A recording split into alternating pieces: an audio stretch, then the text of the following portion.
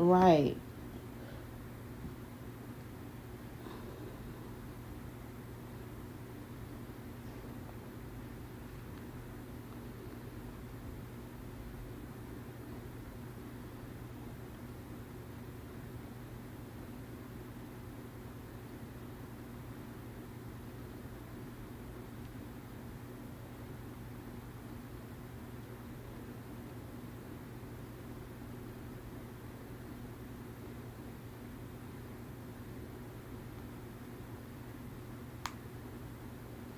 Hello.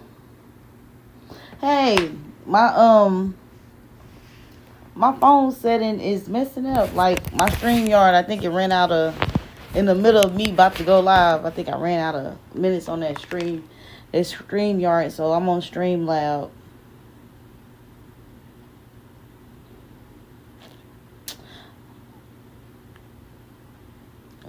But you can hear me good.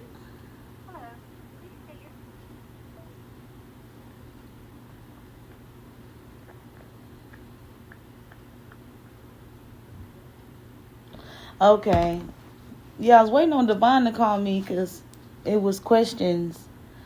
Oh, good. That's real good because she had questions. Well, they questions that they wanted me to clear up as far as me being a liar. But it's the same thing. I keep saying over and over and over. Who won't smoke with you? I don't know who won't smoke with Official Pain. I don't want no smoke with nobody. I want to be friends, kumbaya, but everybody clearly won't smoke with me because I want to address the fact of all these content creators calling me a fake Diddy victim, when in fact I was a victim and a lot of people saw me there and was there, and people trying to discredit me. All this she's a fake victim stuff. That's an Indonesian woman on the table. I never said that Korean lady was me on the table. But I won't smoke with nobody. Please state your name. I don't want no smoke with no damn body. I just want justice. And I'm getting justice. So I don't know what I'm irritated about, because I could defend the truth. I can't defend the lie.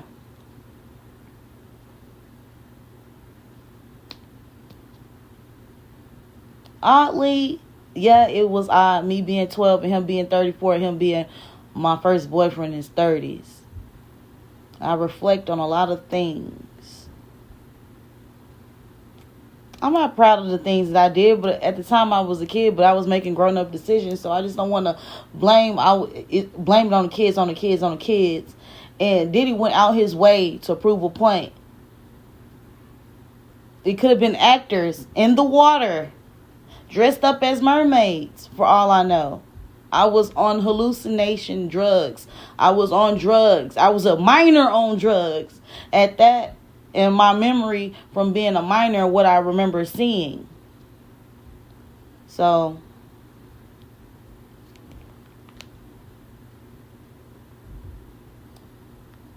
I'm trying to see what they got going on. Like, I keep addressing the same thing. Hey, I just keep addressing the same thing over and over and over. And it's like people take me as a joke. And then for all the people that say, oh,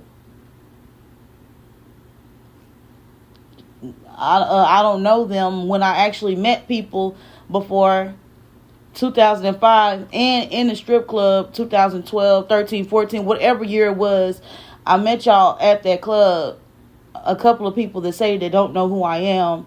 And I understand why you say you don't want to know who I am, because it was criminal activities going on for people to deny me of. Criminal activity was going on.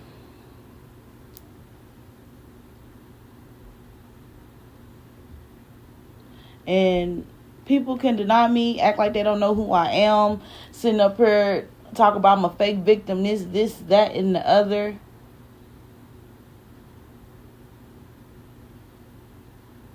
It's really sad. It's sad.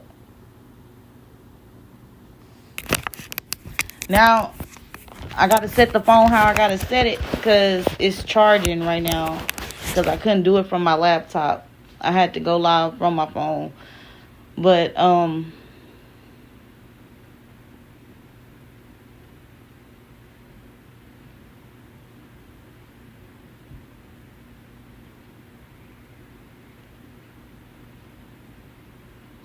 my truth is that I was a child and I wanted to be rich and famous. And I came across an opportunity to work with high profile people. And all I wanted to do was be in the music and do music. But me being around, I was introduced to a lot of things, a lot of unnatural things. And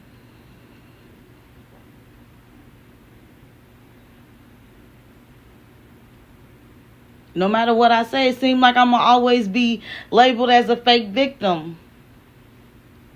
I was thinking maybe they're calling me a fake victim because some of the things I participated in. But I had to play a role in order to make it. So, I don't know.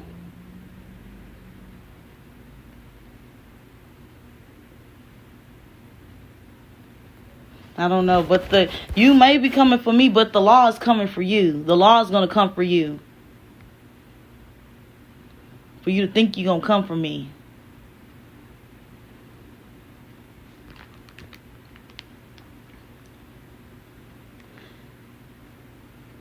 The law is going to come for you.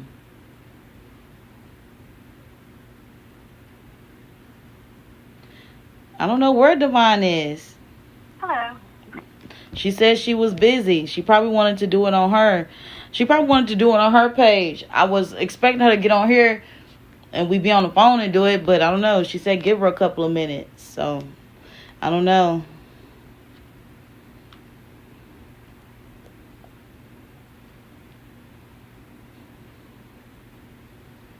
Yeah, she's not here. Divine's not here. She said to give her a couple of minutes. So, I just went on ahead and went live because I had set it up to go live at 8.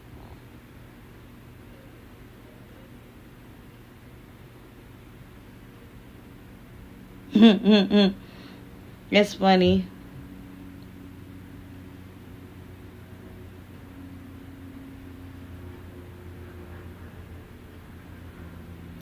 Yeah, you're right about that, but it's like I'm being dragged all through the internet. Okay, here's Divine. Hello? Hey. Hey. You live? Yeah. Okay.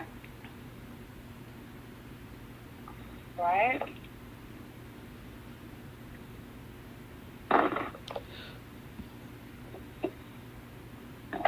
But yeah. All right, give me just a second. I'm going to put you on mute. Hold on.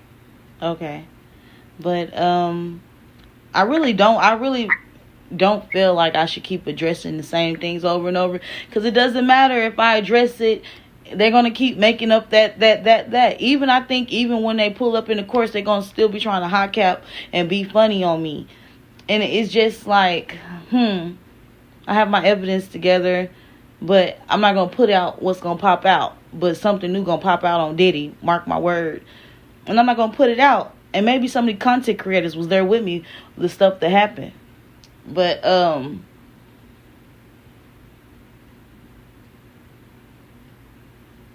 I'll be like, what's Jaguar Wright telling me to be quiet? Because it's some very high profile people that are involved in this stuff. But then again,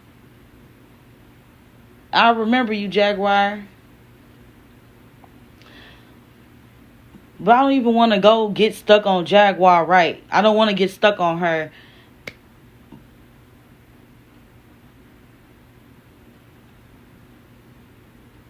My life is unreal. The things that happened are unreal and was unnatural in my thinking.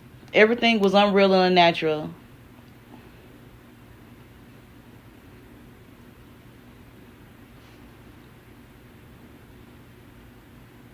Yeah, I gotta let them. It is showing their true colors of how they are and what kind of people they are.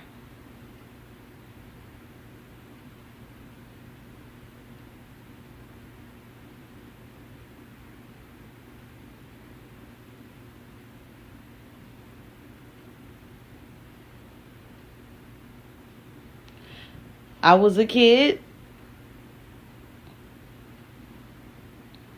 Jag tells half the truth, not the whole truth. She tells half the truth because if she told the whole truth, she'll be in jail.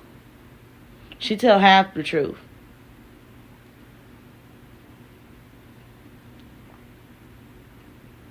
But I can understand she was in a compromising situations. So that's how I was able to forgive her.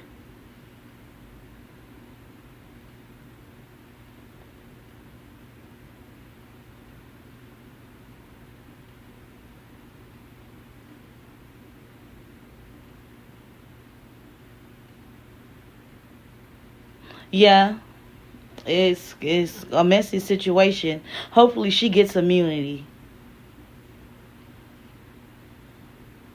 But it is a messy situation, and she takes most of them back and blame them on other people. Yes, she does that real bad. Like, out of her and walking with the dead, walking with the dopest nerd, whatever her name is, out of them two, they kind of tarnish my story. And it saddens me. But they led by evil spirits. And I don't want to sound too spiritualistic or anything, but they led by something demonic for them to do the things that they're doing, because I can't justify for what they're doing. I just know that it hurts my feelings. And it does make me sad. I'm human. And this is why I never really wanted to just come out and just... That's why I told Adria, don't tell my story. Like, if she would never said nothing. So now, all that matters is what's going to be proved in court. But, like, all the extra stuff that can't be proven, or if they don't have video camera footage of the stuff, like, it's, like, pointless to even for other people to, like, point at and say that I'm a fake victim. But I was a part of the organ trafficking.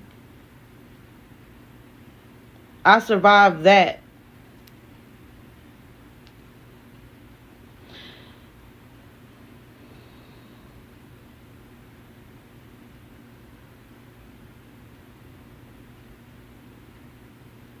Yes, I feel like she should go down. Everybody worship these celebrities. The people that you wouldn't expect it are going down, like the people you would not expect. And these are people they're moguls. Hello. And they're moguls, and they're very powerful people. And these people are very dangerous people. They are dangerous. And like Jaguar Rice said, my life is in danger. When I sit back and I think about it, I've seen these people. It's a very dangerous game that I'm playing and what I'm doing.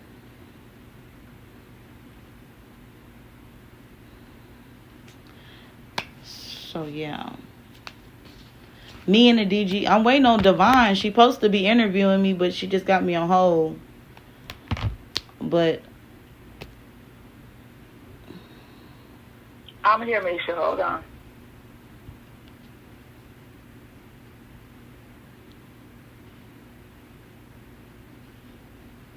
yeah, they don't think they're going to go down because they got a lot of money. They haven't been going down. They've been doing this stuff for years. For years and years and years. They've been doing this stuff for years. Like, they don't feel like they're going to go down. It needs to stop. I mean, if you want to be a prostitute or hoe, let people hoe freely. But I don't think that they should be kidnapping people and taking organs, or these rich people really be doing. They psychopath, like they serial killers in my book. The way I look at these people, but I don't look at them as celebrity. I look at them as regular people. I don't look at them as celebrities. I've been around a lot of celebrities and be like, nigga, who are you? Like, who are you? You just a person. I don't care about people being celebrities or money or none of that.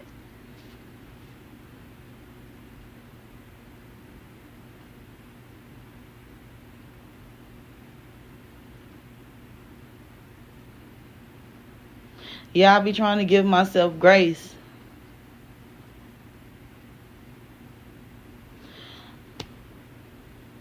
I would rather watch knees grow.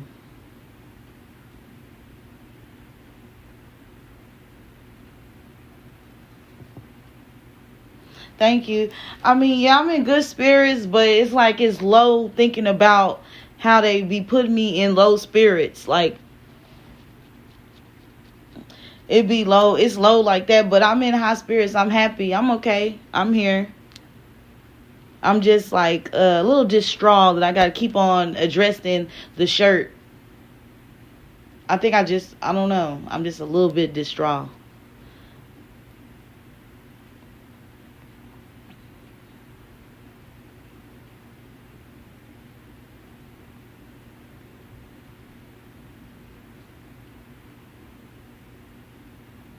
Yeah, because I just look, other people are coming out now and saying that they were doing human sacrifice and they doing rituals. So people on the Vlad are coming out talking about it, so a lot of people can't really too much stand up for me or say I was there, but the truth is seeping out.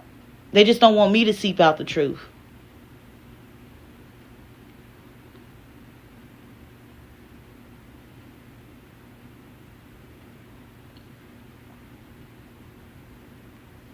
Yeah, they think they won because everybody's saying that I'm a liar, but for how long are they going to be hollering I'm a liar?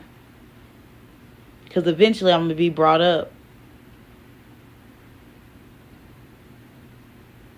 And I'm not going to allow them to get in my way. No.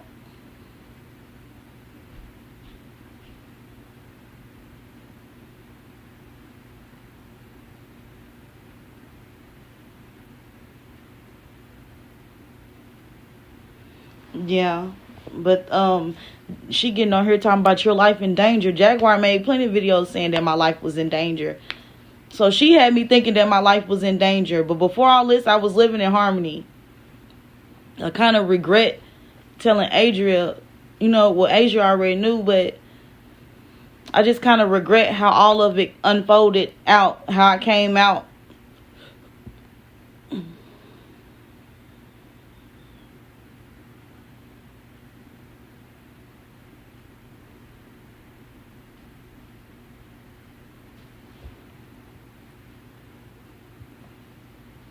Yeah, she thinks she can intimidate me. And at first she was doing it in y'all face. Y'all saw how she was. She was for a little bit. Not necessarily imitating. It's just that I'm so kind. I just let her speak her truth.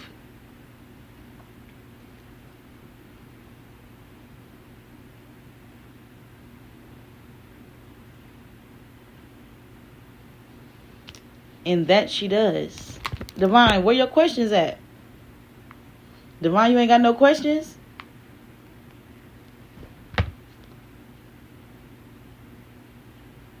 Hold on, Mesha. Almost. Hold on.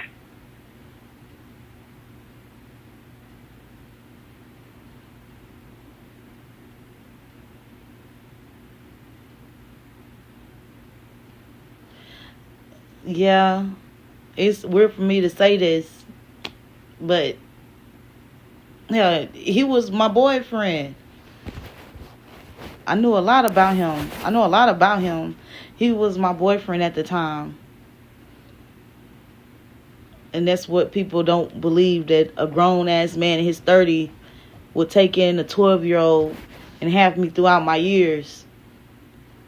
Up to I'm like 17. Because once you turn 17, you're no good to them no more. So as I got into my adult years, I just kept up with the same thing I was doing as my child years. That would explain them putting up my jail thing. But I never sat in jail over there. I got arrested, but I ain't never sat in jail for no weeks, no months, no days. I ain't never sat in jail that long. It'd be like for a day, I'd be out. I ain't never sat in jail that long. Like how people putting up my mug shots and stuff, which I thought that was really weird. You know, they got to capitalize some type of way off of me.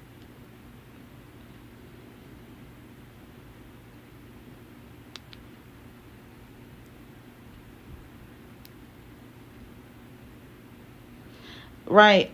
Because Sandy don't believe that I was essayed by Diddy, but I was. It's nothing to glorify, but it was not just him. It was not just him. It wasn't just him. You're right about that. It wasn't just him. It wasn't.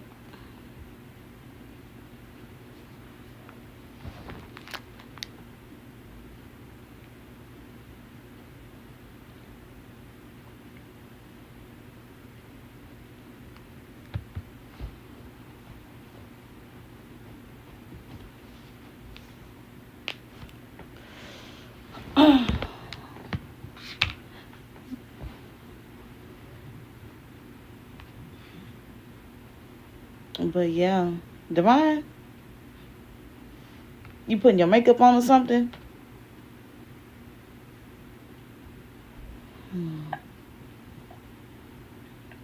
All right, you ready, Mesha? Yeah.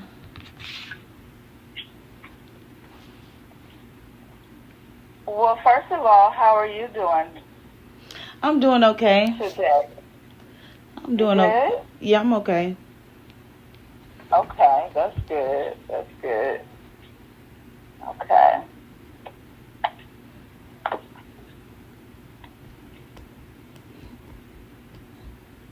So, we're going to go ahead and dive in. So basically, I want to start off by allowing you to basically just give us an introductory about yourself and your journey. And, feel free to, speak, as transparent as you can to, give people a general idea of you and who you are and, your journey from a child all the way up until where you are now. Go ahead. I'm oldest of 4. My grandmother raised me majority of my life. My mother came back into my life when I was 17.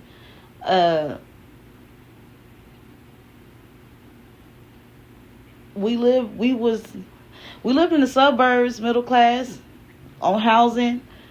We had like a nice house. We had everything nice, we made it look good.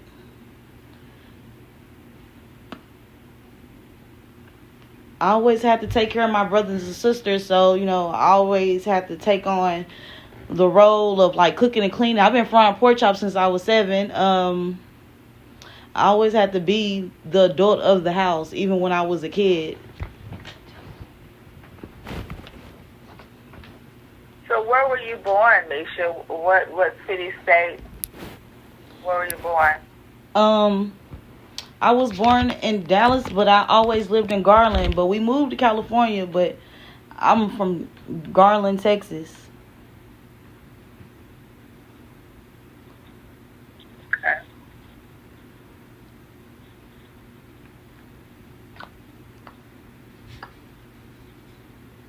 You can continue. Oh. Give us a little bit more about your childhood. What do you remember?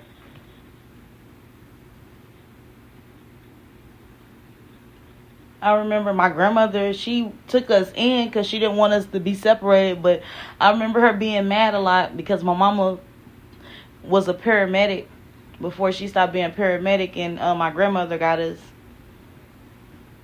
So I remember my grandmother being mad a lot that she had to raise us, but she raised us. She kept us together, but I remember her being mad a lot about it. I know money was tight. When I came up on the opportunity when I met SZA, I knew that her dad was a producer, and I knew that the things that I was writing, I got in trouble. And how I started writing music is because my grandmother had like Aretha, Anita Baker, Earth, Wind, and Fire. She had all the albums. And in the albums, they have the words you sing to it.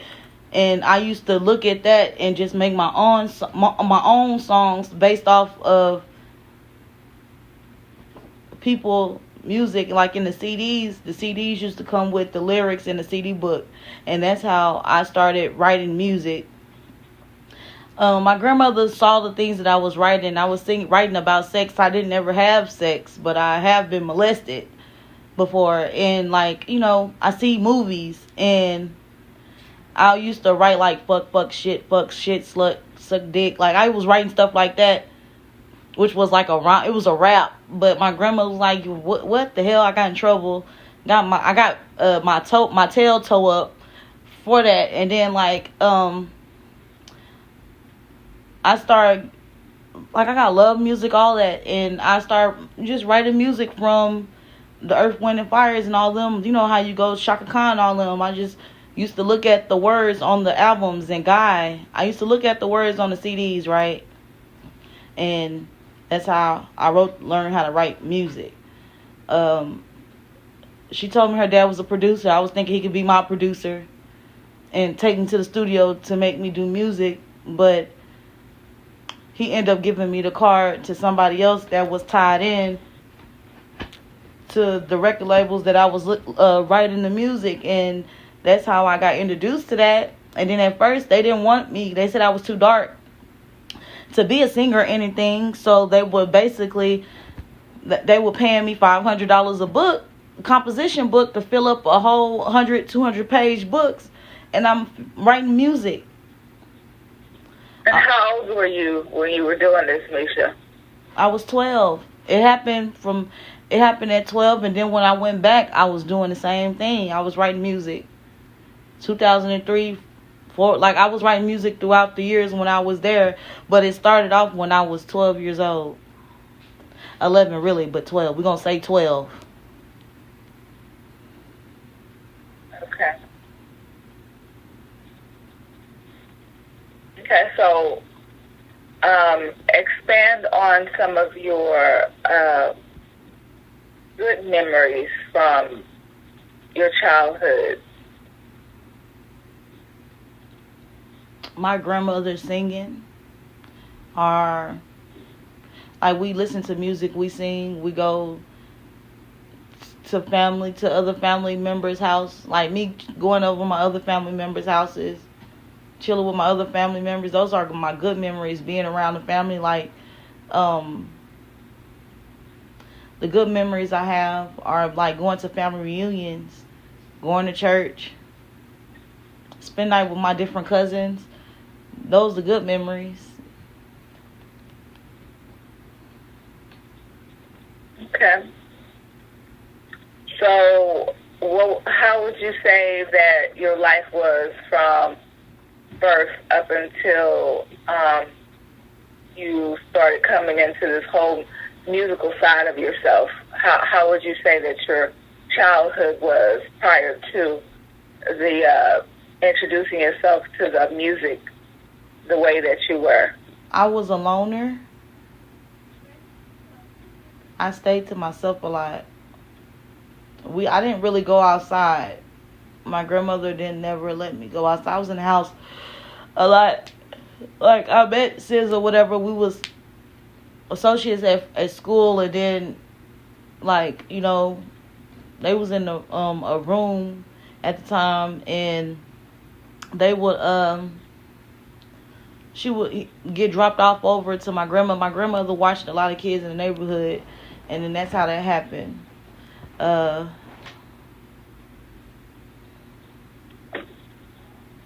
So would you say that you and SZA are around about the same age?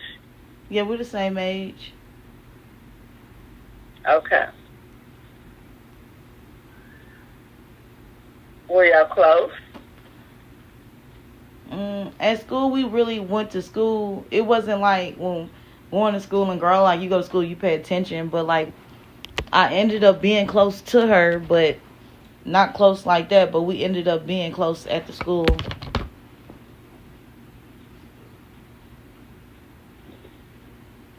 Okay. so your fondest memories from childhood up until 12 was just basically, you were saying, just chilling with your family and, just creating good memories between those years? Mm-hmm. In the house mostly. Okay. You just was not a very social child. You just always stayed by yourself? Yeah. I always been like that. Okay. So during this, what was your mother at during these times? In the streets, as I should say, my grandmother would say. Okay. I'm not sure what she was doing, Well, but she wasn't home. Okay. So was that basically like the majority of your life? That's how it was? Your mother wasn't around? Yeah, she wasn't there. Like, Okay. yeah, she'll go years without seeing us, or see us once a year, or she'll go years without seeing us. Okay. But my grandmother used to be kind of evil towards her. Like, she used to be like, if you don't have money, you can't see your kids.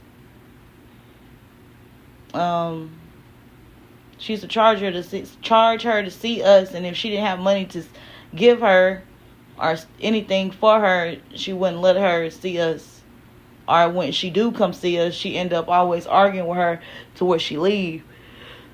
But my mama thought keeping us with her mother we will be safe with her mother. Okay. Now, from those days and those times, how did that make you feel, Mesha, with your mother's absence? All the way up until 12. I longed for her love. I longed for her attention, and I loved her. It didn't matter what she did or what she was doing. I loved her, and my grandmother used to try to say to me how can you love her when she's not even here? I'm your mother. I'm doing things. So it's always been, I was trained to not like her, but I always loved her. I didn't know, everybody would be like, ooh, I can't, my dad be like, when he had got out of jail and he had came back around me after the incident happened,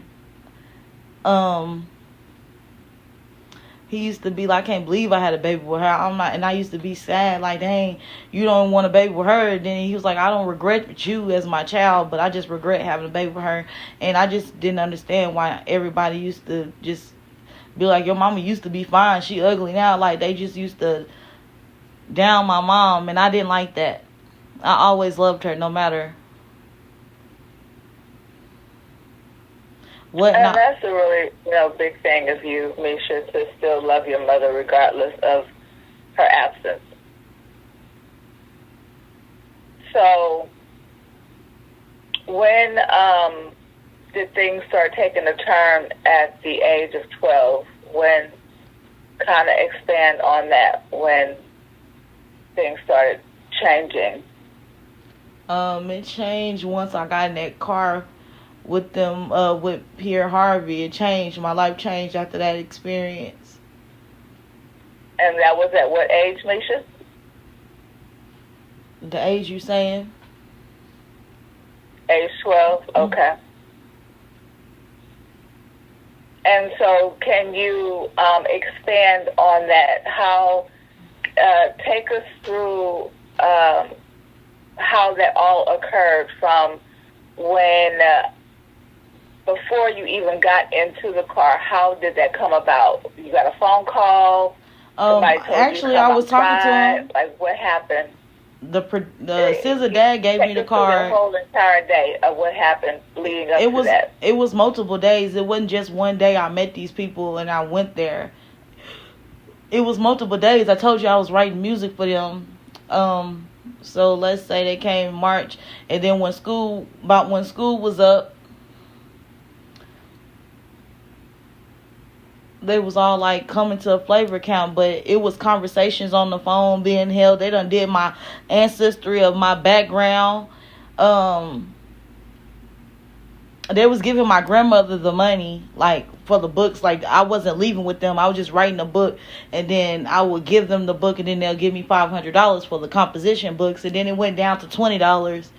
And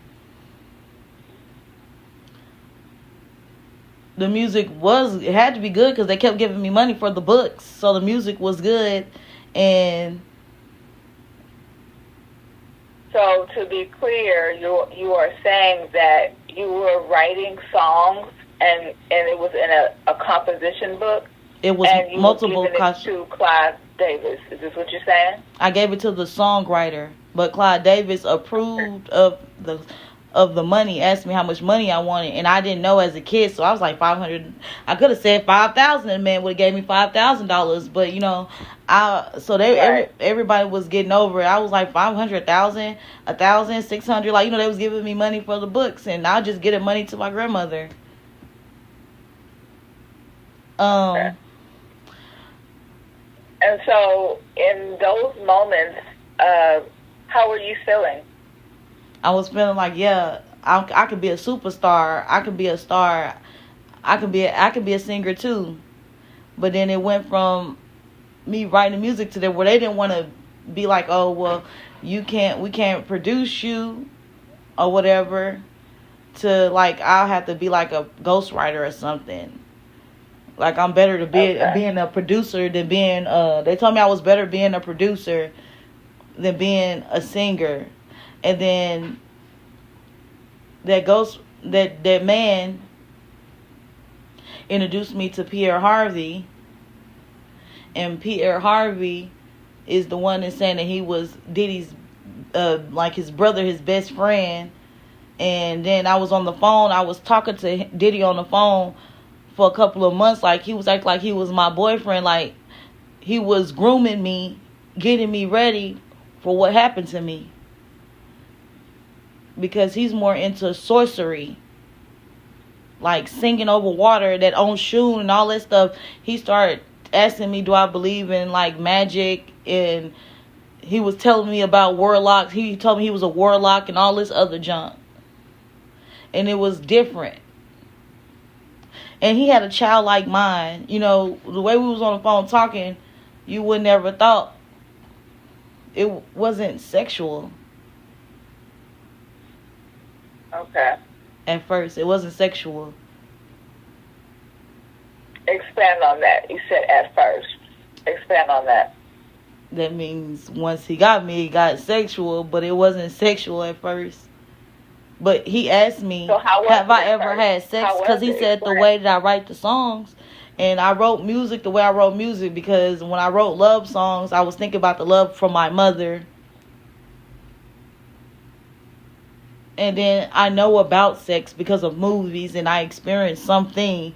And I told him that I never did that, but I did oral. I did other things. Because he was like, the way that you wrote, you must have been molested before. You was molested. Oh, wow. That's what he did to me. Okay. And then what happened after that, Mesha?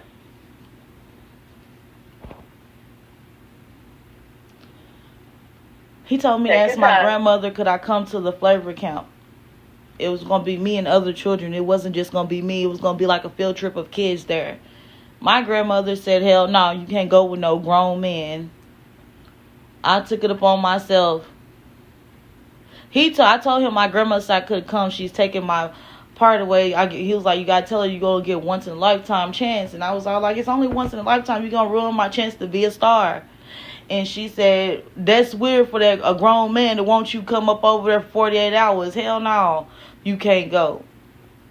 Ask your mama. I said, she told me ask my mama, but my mama's not around. I don't know where she at. He said, I will take you to find your mom, and we will ask her. I know where your mom is. And I was like, for real? He was like, yeah. And then that's what happened. Okay.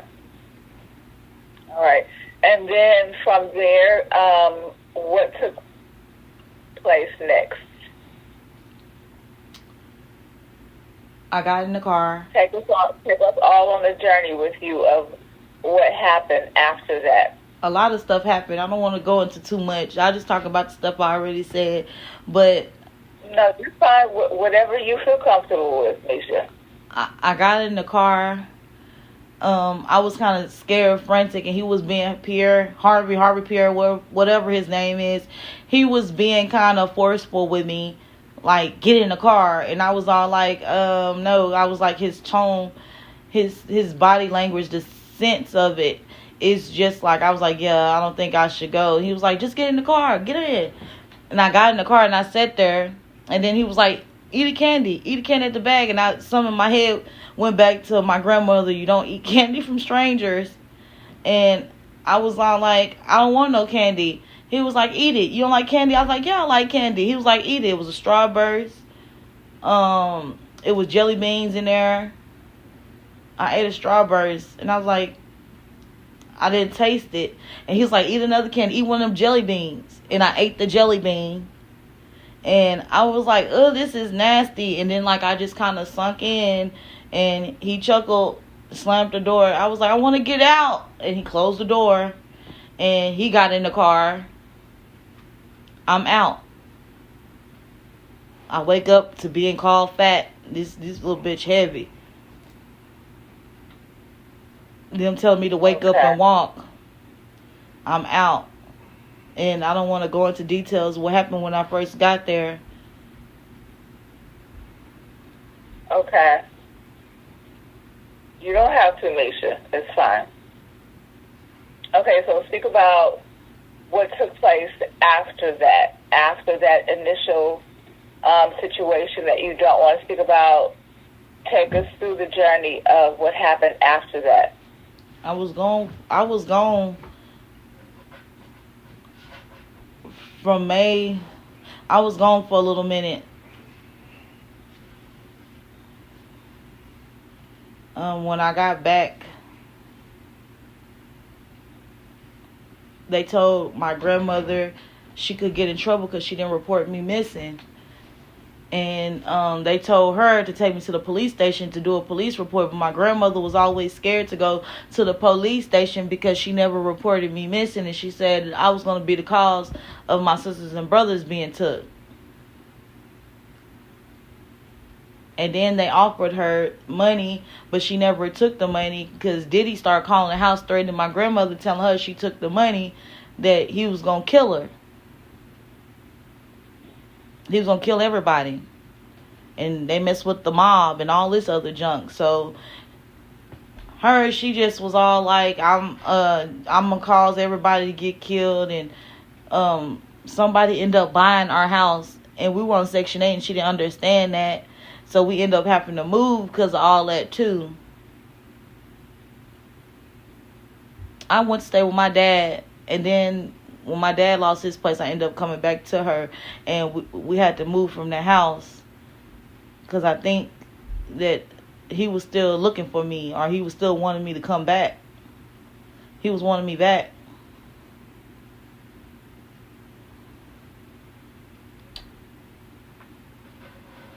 And during this time, Mesha, did you make your father aware of anything that was happening? I told my dad, but he didn't take me to the police station. I told him he was going to regret it, but he just took me from my grandmother. How did your father react when you told him? And what was it that you said to him? I told him everything. And how old were you? How old were you, and what did you tell your father?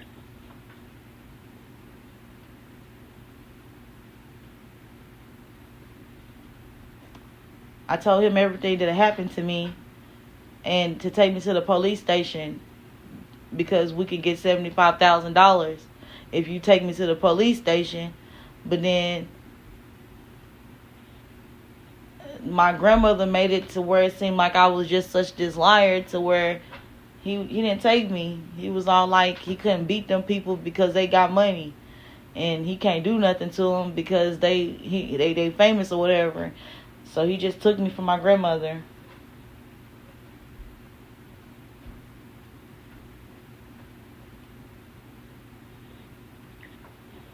So your dad actually believed you. He believed you, but he didn't take you to the police station. That's what you're saying? Yeah, and I didn't go with him right then and there, because after that happened to me, I had started acting out real bad, started sneaking people in and out the house, and I got real hyposexual, and my grandmother couldn't handle me, so that's how I ended up with my dad. But at first, my grandmother would never let me just go spend a night with my dad. Okay, so expand a little more on your hyposexual. What do you mean? Like, I was hyposexual. I was sexually active. Like. And what age was this, Mesha? I don't really want to get into the ages, but I was hyposexual my whole teenage years. From my last time I remember me being a virgin, I think I was 10, from 11 on up. Okay.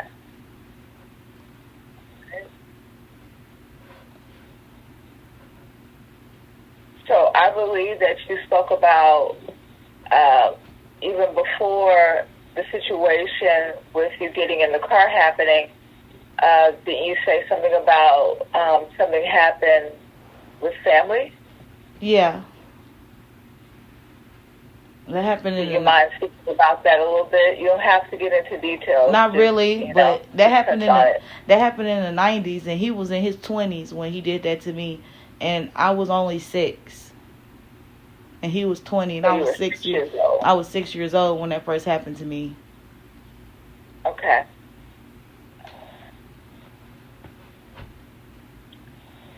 And so this was a family member, correct? Yeah. Okay. Yep, on my dad's side. Because I met my dad when I was like 3, but he was in jail my whole life up until I was 12. 13 is when I went stay with him. 12, 13, that school year, I went with him. My 7th grade year, I was with my dad.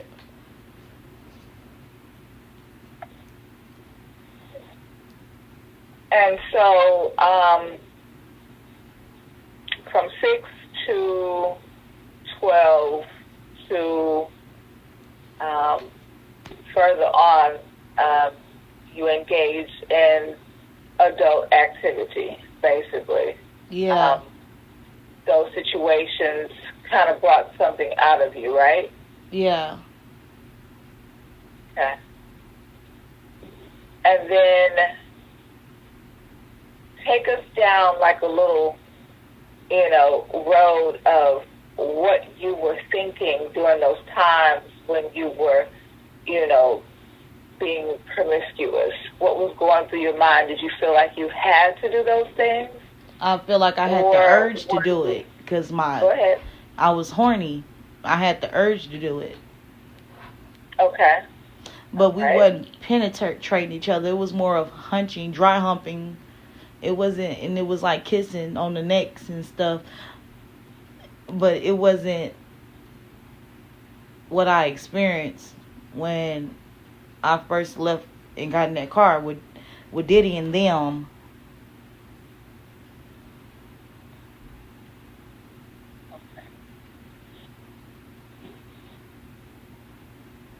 All right. Okay, and so take us to fast forward to like your mid-teens. You're like 15 at this point. Give us a little background on what was happening during those years when you were 15.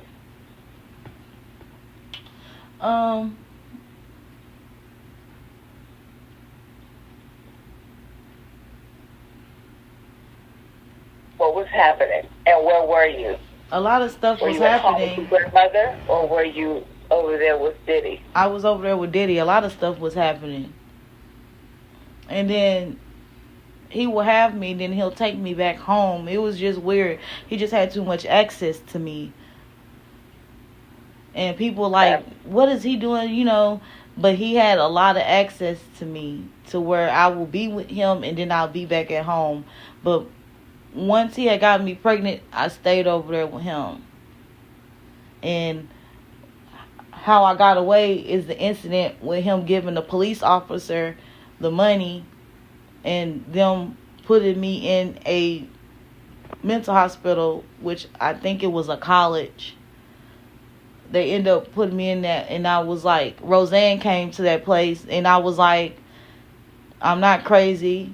I told her everything that I experienced with them people, and she was like, are you lying? Like, she didn't believe me. I was like, I'm a kid. I was trying to explain to her I'm a kid. I'm not a woman. I was telling her that it was other kids. I was pointing at the other people that came with me, but every time I talked about celebrities, I always got injected with the hot cocktail shot, as they called it. I don't know how long I was in that place. And I remember being sexual assaulted at the hospital. Explain to us what that cocktail was about and how did it make you feel? What were the effects of it? It will put you down. It puts you in the, like, have you ever seen a movie where the people be like kind of staring and they be like, their head be cocked and they just be slobbing?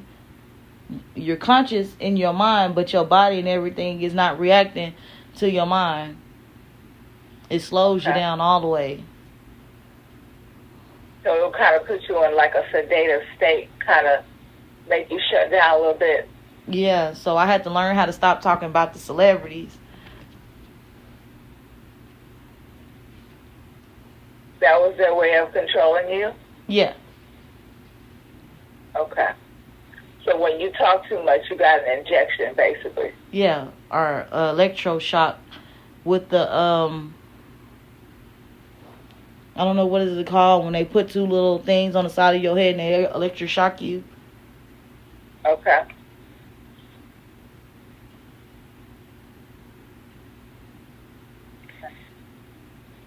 And so, how often did those things happen to you, Mesha? I don't know. A lot. Was it often? A lot. Oh, it was a lot? Yeah, okay. A lot. Like, because I've been and did something and then...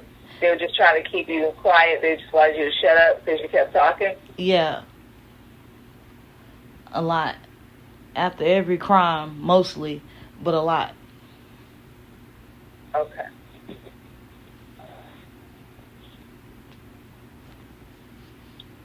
All right, so take us through some of the pregnancies, if you don't mind. You said you were pregnant. Do you remember what ages that you were pregnant?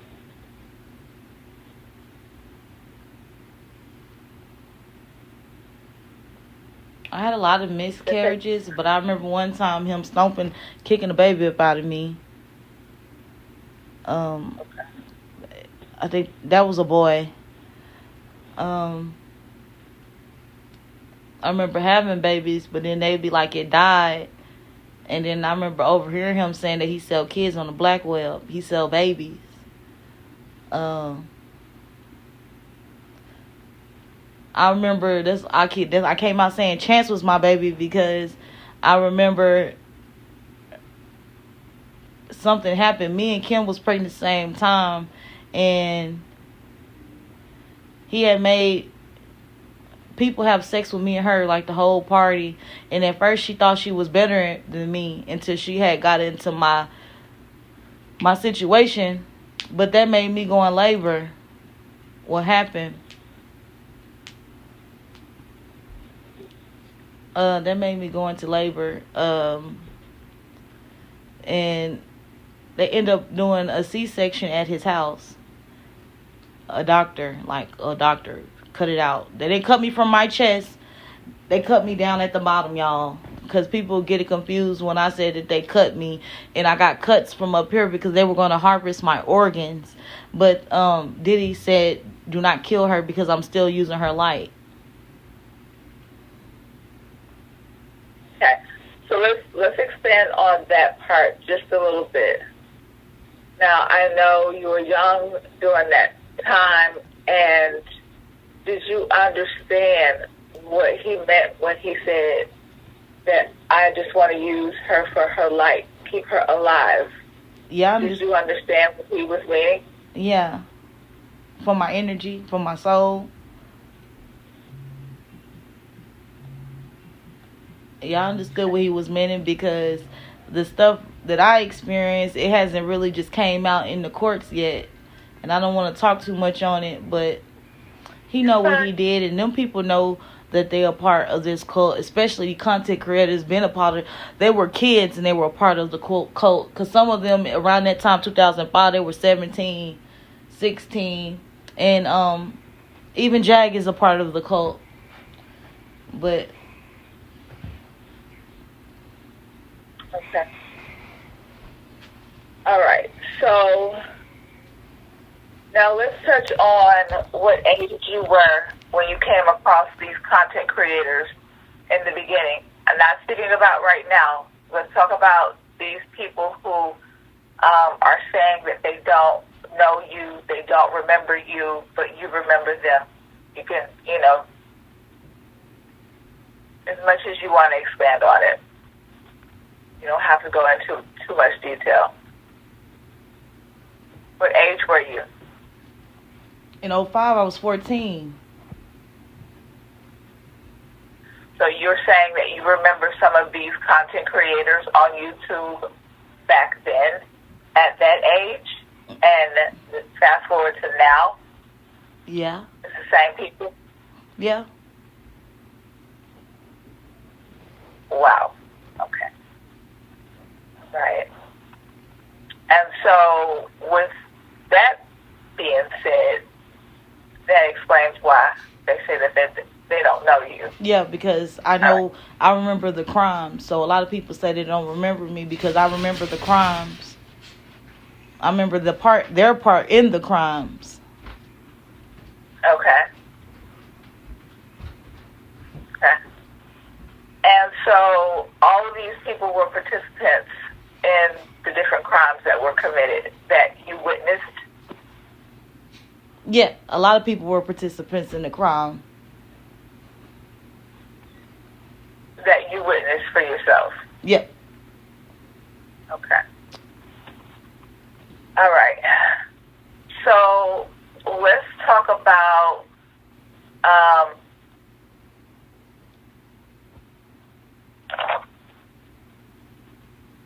what age were you in the DDG shirt?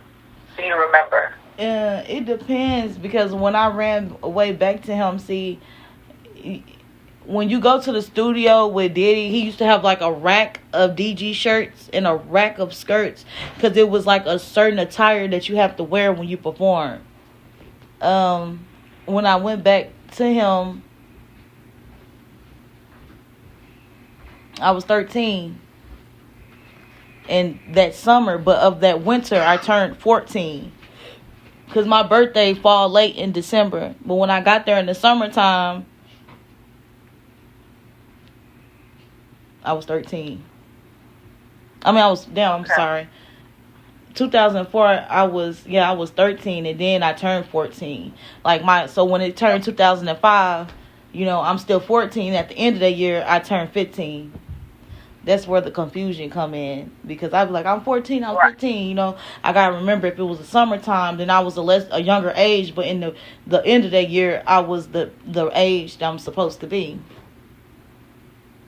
Like now I'm 34, 34, and it's 2024, I just turned 34, but when it turned the next year, I'm gonna be 35. Did I explain that right? Or when I say stuff like that, does that make it confusing? No. Okay. Only people that's confused are the ones that are not listening. They're not paying any attention. You're doing just fine. Yeah. Okay. So let's address what age were you on the table with the food on you when you were naked? What was your age? I was 13. that was like the first party he had of the freak off. He always threw party, but that was like the first freak off party to where it was the orgies, to where he was going to do the test runs and give people liquor.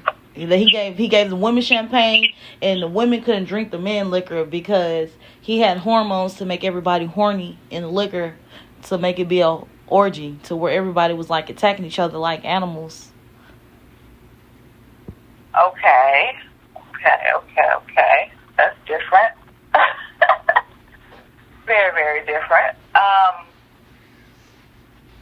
And so you were given these, was it given to you in shots, or, was it like forced upon you? It was forced upon me. Other than everybody smoking out. It was forced upon me because I never wanted to do drugs. So they would lace the fruit. They would lace the champagne. They laced certain things, and then he told me I couldn't refuse stuff, so I had to smoke, and I had to do whatever. I don't know what he was smoking out them glass pipes, but when I go to the corner store now, they're my crack pipes, I don't know what he was smoking out of it, but I would say meth because that's what Jaguar Wright is hooked on. I thought it was crack, but it wasn't crack, it was meth. Gotcha. Well, I mean, they're all crystallized, right? So yeah, don't they like kind of favor? Don't they kind of look the same? Facts. Okay. So yeah, it can be misleading. It can be either or, yeah. Or maybe both. Maybe she was mixing them together. Right. Oh my goodness. Right. That with the baby oil, everybody greased monkeys want to grease each other up. It's a possibility. Ew. It's a possibility. Okay. And so, so you said that the liquor was forced upon you. Now, can you let us know where the baby oil situation came in at? Was that before this force upon you or after?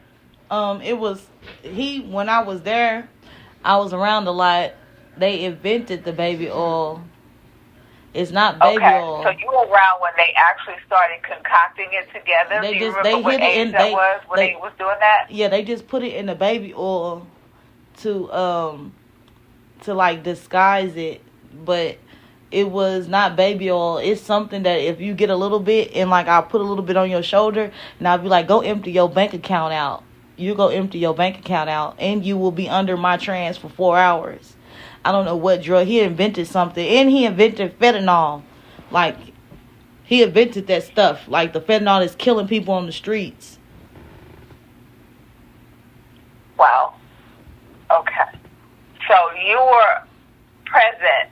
You were around when the actual baby oil concoction was initially invented. Yeah. Okay. And how many people did you witness fall victim under that baby oil situation?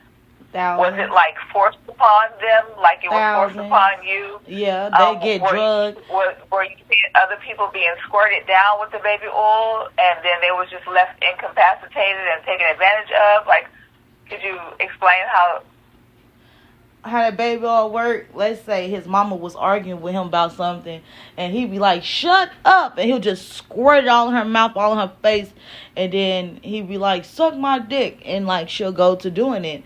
It was like that. Or if you was doing too much and he couldn't handle you, he'll just squirt it all in your face and your mouth, and he'll put it all in you. I remember it used to burn once he put it on your vagina and your anus. That stuff burned. It burnt. I don't know what was in the baby oil. Ooh. Okay, so let's rewind a little bit, Mesha. So you're saying that he was so sick that he actually squirted it in his mother's mouth and made her suck him off? That's what you said? Yeah. Wow. Okay. All right. So did you witness anyone else that was, I guess you can say, taken advantage of in that way, where they didn't know what hit them type of situation, and the oil was squirted on them, and next thing that they were being SA'd in front of you? Yeah, it was thousands of people I've seen that. Men, women, kids. It was thousands of people. I'm not gonna drop their names, but it was a lot of people. No, you're fine. We don't need all of that. We just want to know. Thousands. You know, not 100. Thousands. Thousands. You know how many people come to his party? Thousands of Wow. people. So literally, they didn't know what hit them. Basically, Yes. They got bamboozled, and instead of slime in the ice machine, they got slime with some damn baby oil with some concoction put together and literally taken advantage of. Now, let me ask you about this baby oil situation. Does it incapacitate you? Does it knock you out, or are you still alert? Okay, it's like this. It's like you're not alert. You're alert, but when you shake it and when you figure out, like, what am I doing? If it's something that you don't want to do, you're going to shake up out that baby oil. But in most parts, you're going to be drugged out and you're not going to know what's going on. And you could be doing things and you not know what you're doing because you got this oil on you. You got whatever drug it is. It's like, it's not even a drug name. It's like some weird stuff like DOM5. It's like some weird stuff. When you go to the hospital to go see what's in your body, that's what they pull up. It's not even something like meth, cocaine. Right. It's not something like that. It's like a DMG and horse tranquilizers and mixed with all other stuff. So you will probably be awake, but you don't know that you're awake unless it be like a fuzzy dream. Like everything was bright lights and the room was spinning. So it's kind of like you being in and out of consciousness, Mesha? Like you going in and out, like you awake and then you sleep and then you awake. It's kind of like that? Yeah. Okay. Wow. Okay, so thousands of people you witnessed. Okay. All right. So, now, let's fast forward to at what age did you initially leave from that environment and not return? What was your age, and then what was your destination after that? Where did you I don't want to talk about that, not just yet. We'll go to the next question. Okay. Because that's a little foggy. All right, and so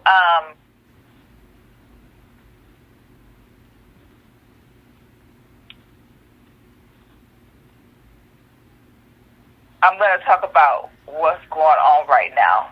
Let's just fast forward to the present. Now we're going to go back to the people who act like they don't know you.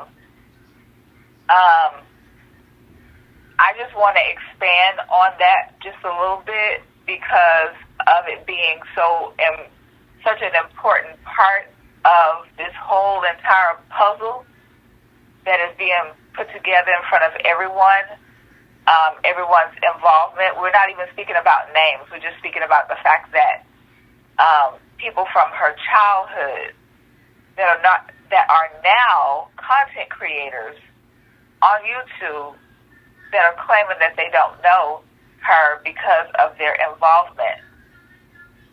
Now, my question to you, because I just want you to, speak about it for the public to understand, how do you feel about that, Mesha, after, going through what you went through?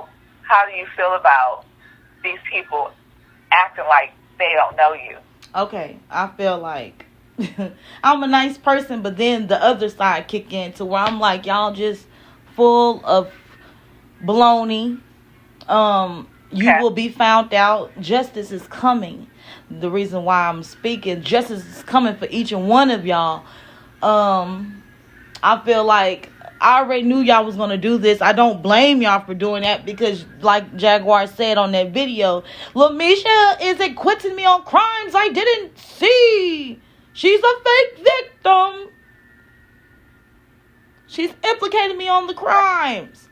On the live. She called Tony Busby. She did that. Right. Okay. Also, expand on them calling you a fake victim. I feel like they probably called me a fake victim because some of the incidents I told people what would go on, but when they told on me, that got me in trouble to where I was tortured. Like the people that were getting tortured, a lot of people didn't make it out. These celebrities really fucking serial killers. I can't say it plain enough. These celebrities are serial killers behind closed doors, and they feel like they're truly gods. And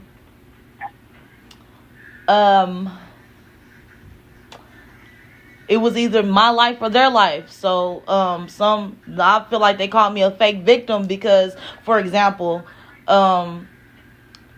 Jaguar been dealing with Diddy, but Diddy told me to show her a recording because he wanted her to bring her sons back to the studio, the house, and he drugged her, had sex with her, whatever.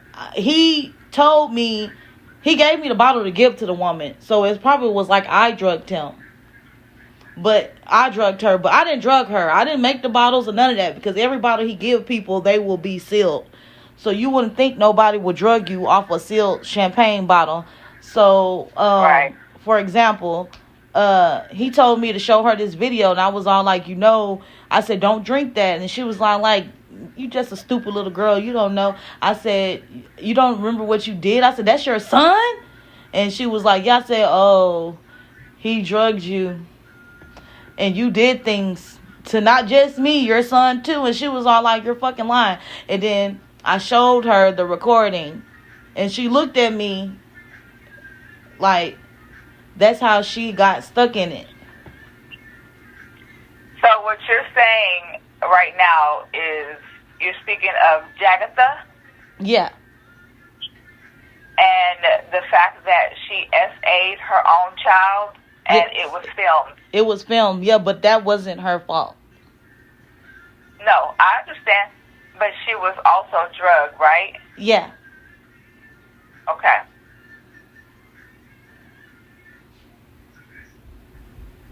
That's why she's so angry. But okay. Yeah, so she gonna really promote I'm a fake victim, because it's like, you a victim, bitch, but you will hurt people too. So I don't know what the fake victim come in at. That's where I need them to respond to me over why I'm a fake victim. Something happened, but they don't know what happened to me. But everybody say Diddy didn't do it to me. Really, it was the people that he... You always know that, especially in these times that we're living in right now, it's a lot of people that have committed horrendous crimes, and they're trying to cover those crimes up with lies to mask the truth from being spoken and being, received properly. So it's a lot of that going on because people just don't want to be held accountable. But, okay. And so did you witness, which I'm sure that you did, Jagatha S.A. and anyone else besides her own child? Yeah. /children? Yeah, but I don't want to get into all that. But yeah. I mean, it was just a simple yes or no. I don't want you to expand on it. It was just a simple yes or no. Yes. Okay.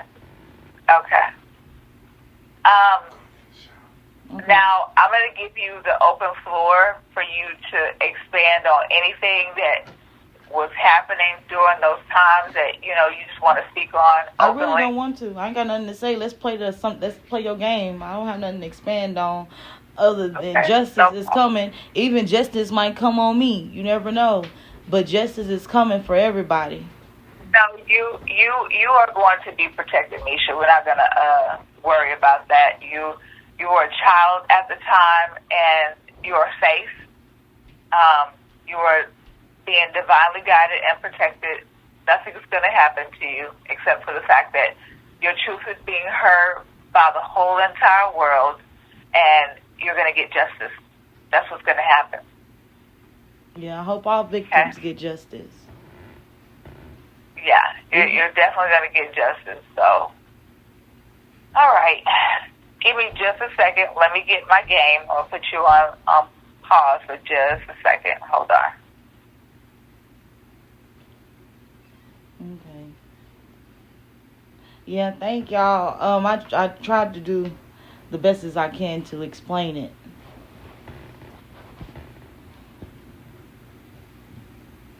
And I guess until they bring me into court or I have receipts to show YouTube, they'll probably stop calling me a fake victim. But I wonder how everybody feel. Like, they don't feel no type of way for me.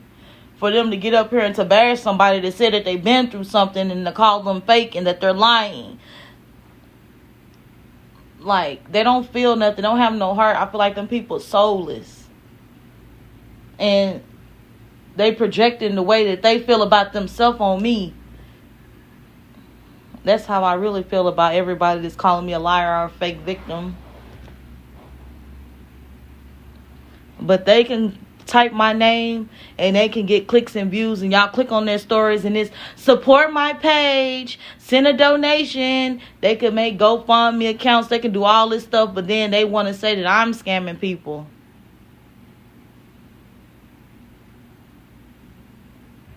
They smell real fishy.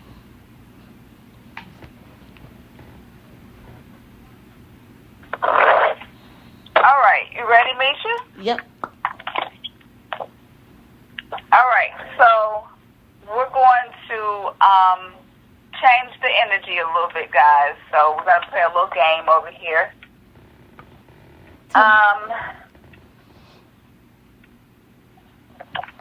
So basically, I'm going to throw out a few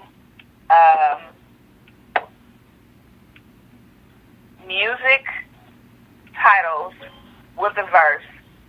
And all you do is just give me your take on it. How can you relate to it? How do you relate to it?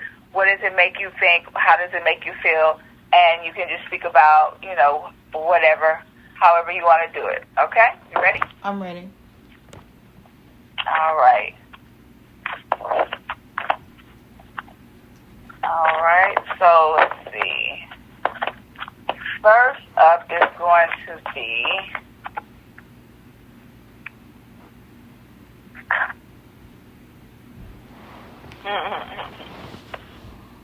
oh, okay.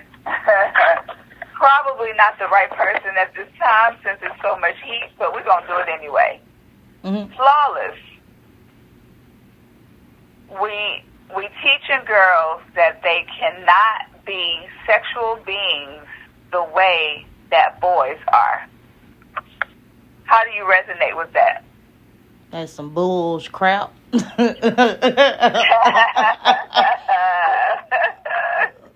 bull crap. Okay.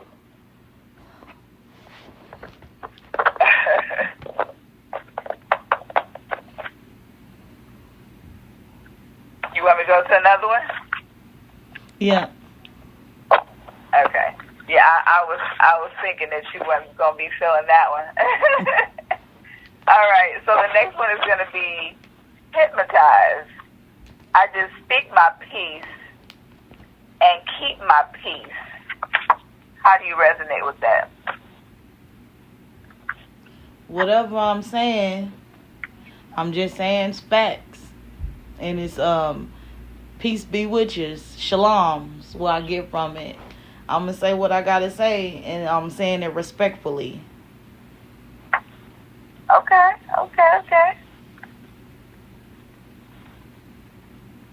All right. So next up is, hey, young world, righteous rules are over you. How do you resonate with that? That's like Sasha Fierce, one of them demonic people, telling you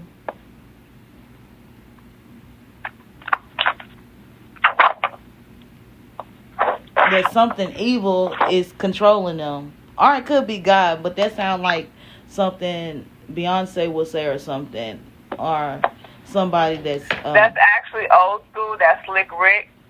And the song was called Young World. It's like, hey, young world. It's like a super old school Yeah, that's the song, Anyway. Lord. That sound like it made me think about Lord. Young girl, hey young girl. That's what it made me think about. But Yeah. it sound like something bad is taking over. Okay. So I got one for you. Avenue. I always been down, but you still sleep.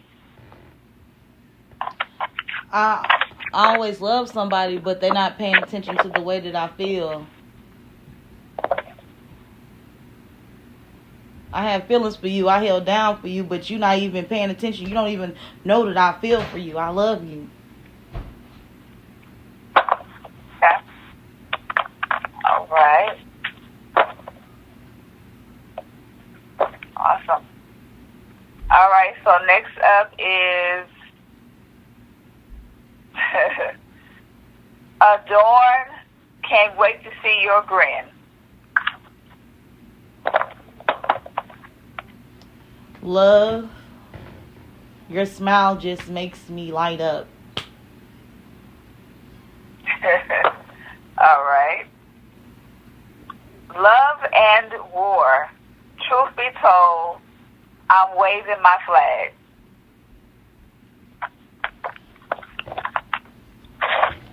Love and war, truth be told, raise my. That means if they raise their flag, that means that they retreat, they give up.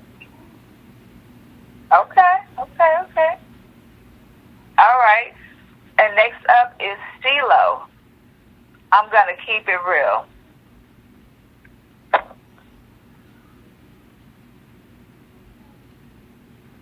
I'm going to keep it real. With the title, what I feel, the title is self-explanatory. If you they be real, as far as keep it real means I'm gonna be authentic me. Okay. Go ahead then, Mesha. All right. All right, next up is hustle and motivate. That's why they follow me. They think I know the way. That means that you go hard, you gonna get it by any means, as far as money or whatever you trying to do, and people watching you, and you can show them how to hustle, and they look up to you, basically. Okay. That's what's up. And next up is they don't know. I'm the reason you don't stress when shit gets hard. That means somebody creeping, and the person that they creeping with is their stress reliever, their confidant, but they don't want to tell nobody about that person.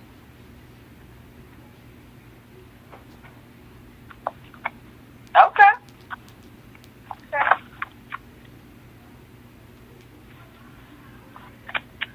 All right. I think the little girl outside fighting her granny. I'm nosy. I want to get up and go look out the window. The next one is just different. Just don't understand.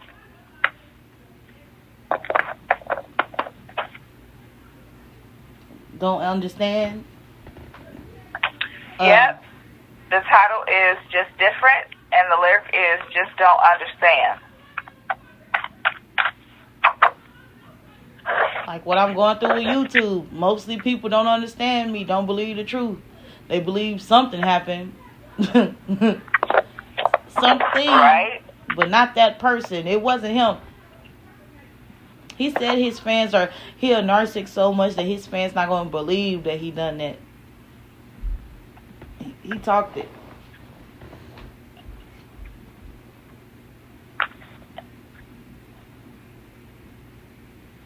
Oh, yeah. Most definitely. All right, so next up is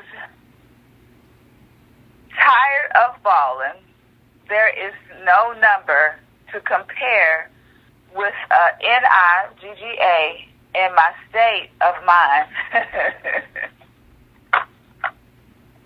Tired of balling. There is no number to compare with N in my state of mind. They're doing something.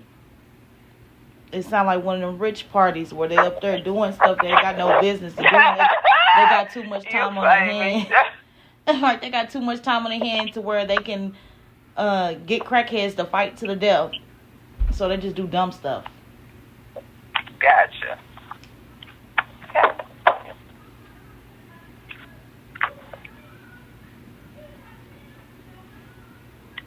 So next up is use your heart. Refreshing conversation for the mind. They farting hard outside. Use your heart, refreshing conversation for the mind. Yep, refreshing conversation for your mind. Yeah, because your heart can be like, ooh, I think I love him, but your mind be like, that person is not it. But your heart got to convince your mind so you can love that person fully. Okay. Right. Come through with the come through. What's Google talking about? Okay. Next up is what's on your mind. You thinking I'm lying every time I speak. That song makes me think about Danny Jaguar, King Payne with the dreads, a couple of people. I'm good. A couple of you motherfuckers. Wait, hold on. My curls look like they just fell. They fell, y'all, but it reminds me of a couple of you people. Okay. A couple of you YouTubers. My curls look so like next up is danger. So please show me what it is you want to see.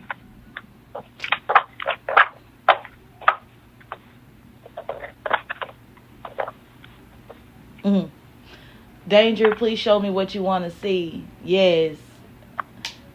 People I dealt with in my past were dangerous people.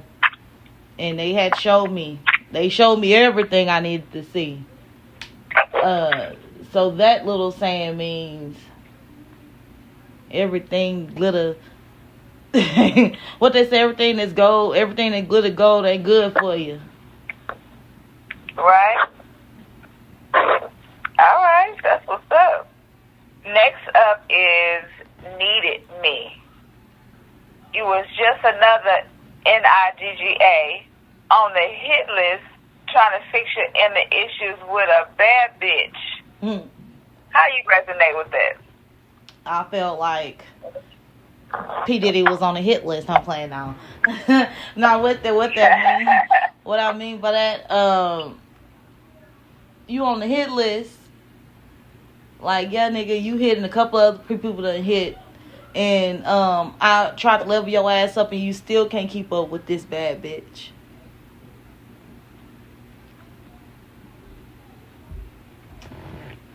Mesha, what's your cash app? Put it in the chat. They're asking for your cash app.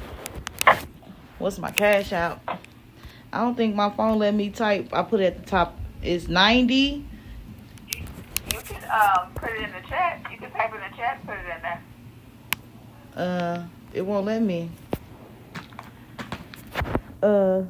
It's 90SHAKEY. Say it, 90 shaky. I put it on the title. My eyelash coming off. All right, so next up is pack light. I see through you just like water. That means I can see through the lies. Yeah, that's it right there. I see through the lies that you tell. You so bogus, I can see through it. Oh, yeah. Most definitely. Absolutely. Can you hear now? I was picking up the phone. It's because I moved the phone. Now it's back in place. Oh, my legs hurt on this couch. Okay. All right, so the next one is fuck around. Can't nobody understand how I feel.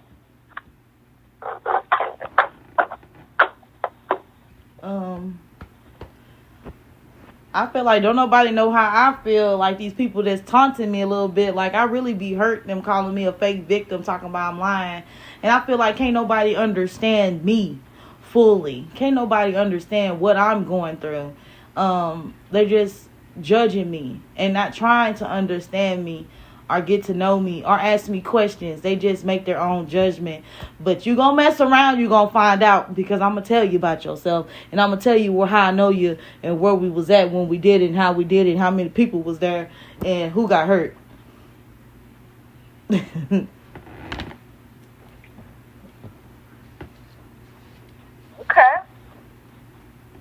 That was really good, Mesha. That was really good. All right, so next up is masterpiece. I'm feeling exposed. I can't hide no more. You said what? Masterpiece. I'm feeling exposed. I can't hide no more. You're feeling exposed. You can't hide no more. Masterpiece. Yep. I'm feeling exposed. Yeah, because I done exposed myself. Thank you. It was my idea to get justice for you people. Okay.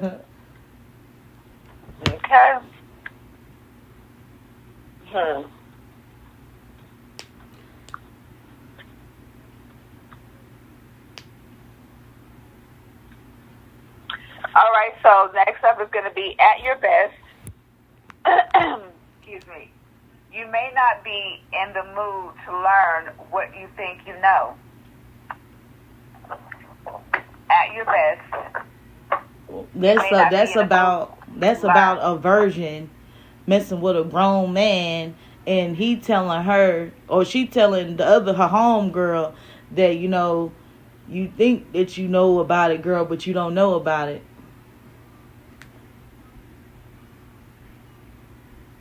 You think you know about sex. You think you know about love. You think you know about it, but you don't. Okay. All right. Next up is none of your concern. Isn't this worth saving?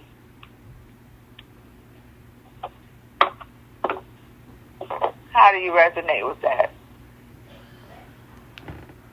Is none of your concern just by that lyric, what I get from it? None of your concern is this worth saving? I know that's not a Christian song, but I feel like what I do in my spare time is not going to save your soul. Right? No. It's 90 Shaky. Hold on, let me pull up the name. It's 90 Shaky. This picture's up there. Hold on. How do you look at it?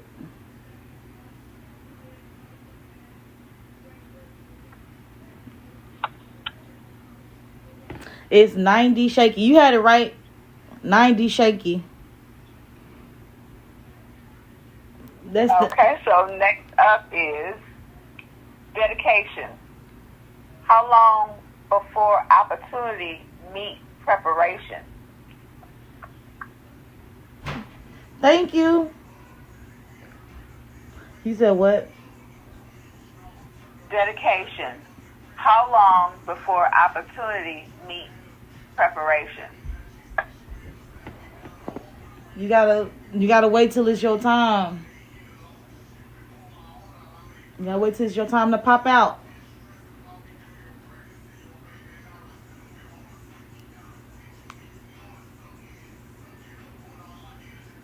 Okay, that's what's up.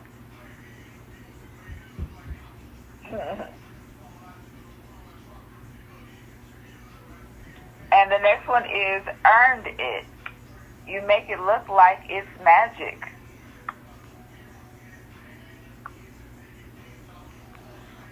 Earned it. You make it look like it's magic.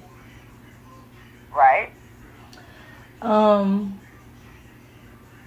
You gotta earn love, but the way that you showing me is magic.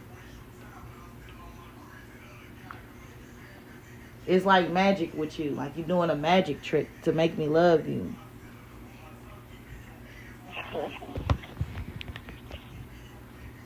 And next up is don't touch my hair. Don't touch my crown.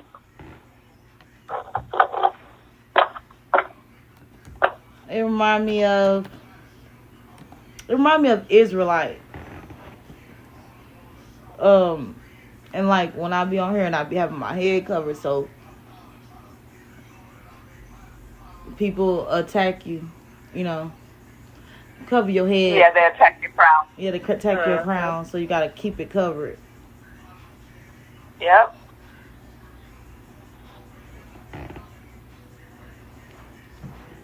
You didn't go live on your page too? No. You talking to me, Mesha? Yeah, because I didn't even get. Oh, you finish your questions. Oh, okay, so next up is play your cards right. I know it's better in heaven because being here ain't living.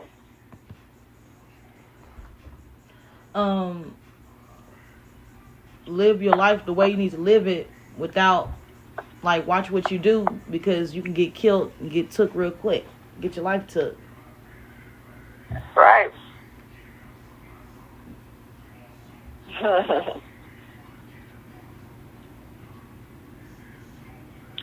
So the next one is ain't you. These dudes mad because they really ain't you. That a girl broke up with somebody and she probably was hurt the most by him or in love the most with him, and they are trying to live up to that person. Okay.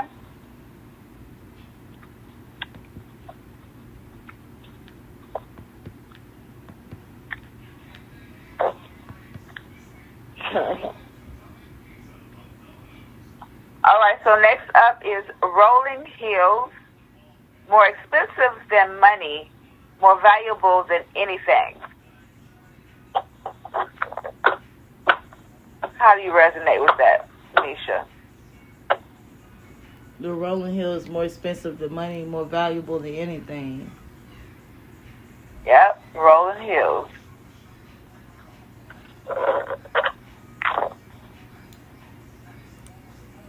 Rolling hills more expensive than money, more valuable than anything. That's like, when I think about that, resonate with ain't nothing better than my soul, my life. Nothing is worth money to roll with a person. Nothing is worth my soul. Okay. Good.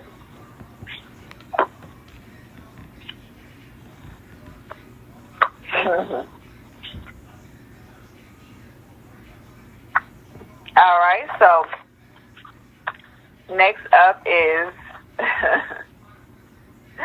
oh, this is hilarious. Doo-wop. It's been 3 weeks and you've been looking for your friend, the one you let hit and never called you again. Okay.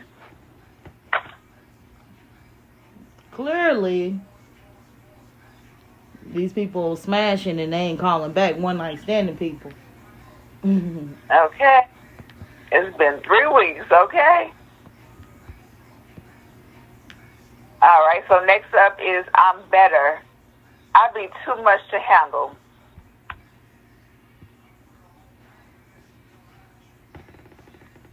You said I'd be too much to handle it? Yeah, the title is I'm Better, and the lyric is I be too much to handle. Am I supposed to tell you what that little saying means to me? Or I'm better? Yeah, yeah. Oh, Yeah, you've been doing good. You've been doing just fine. Absolutely. I'm a better person, and once you get me in my funky attitude or in my mode, you ain't gonna be able to handle me. Okay. All right. And next up is Girl. They know your worth. These people on YouTube know I'm a victim, but they want to make it seem like I'm not a victim. They know that I'm valuable and that I shine so bright that my light irritates them. And they know that I'm valuable, but they trying to discredit me. You know I'm better. What was it? Okay. Huh? I don't know where your headphones is. Yeah. All right. So next up is going to be Wasted. Obviously, I got a problem.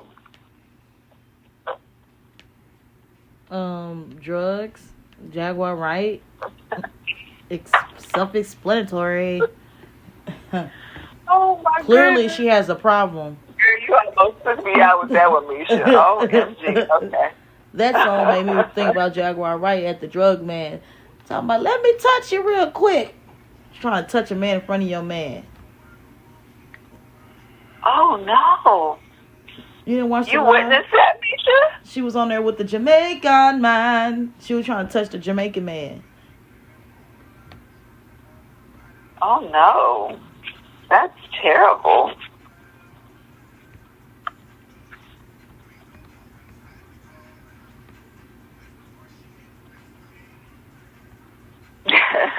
All right, so the next one is Crown Royal. Got you on ice, baby. Well, that's some liquor on some ice. She said that's some liquor on ice. Mm-hmm. Okay.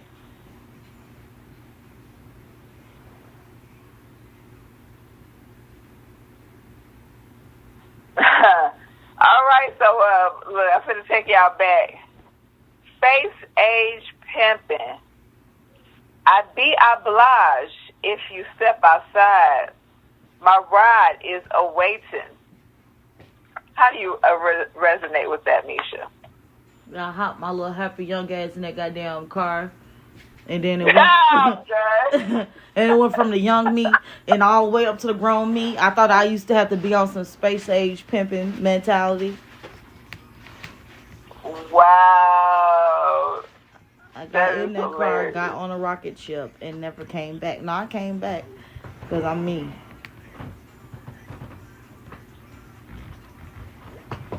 Wow. Okay. Okay.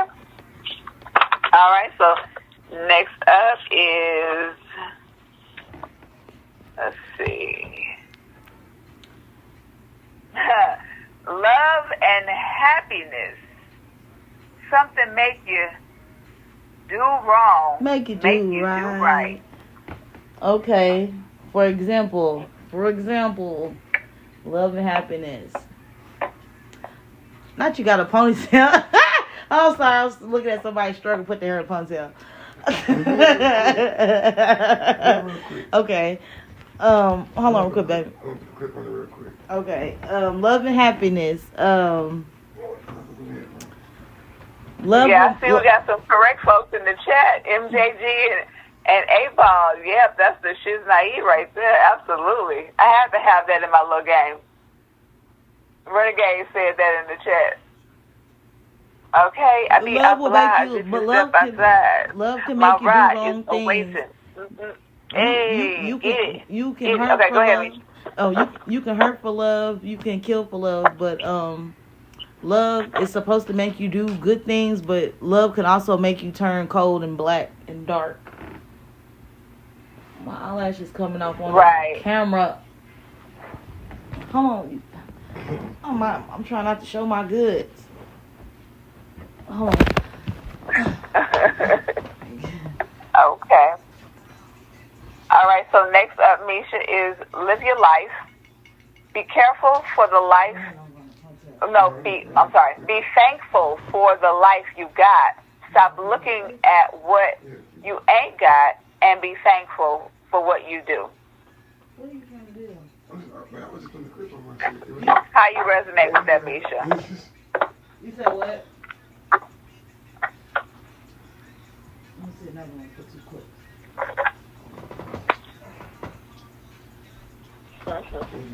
On my way, what I'm trying to do.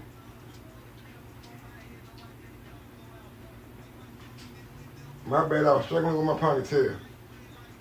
Well, I'm glad you guys are enjoying my little music game in the chat. Yeah, because I love me some music, so I decided to turn it into a game. Because the whole point is to provoke thought. You know, see how you can resonate with whatever the title and the little verse is from the song, and then you can just expand on it from there. It could go anywhere. I've played this game so many times on my YouTube channel until it's unreal. But next one is, it was a good day. Just woke up this morning, gotta thank God. I like my boy Q. Oh, my bad. My bad. I'm an Ice Cube fan, my bad. That means you funny. That I finally woke up and everything went the way it's supposed to went that day. Mama cooked the ham with no hog. I got the grub bone. Okay. Big out.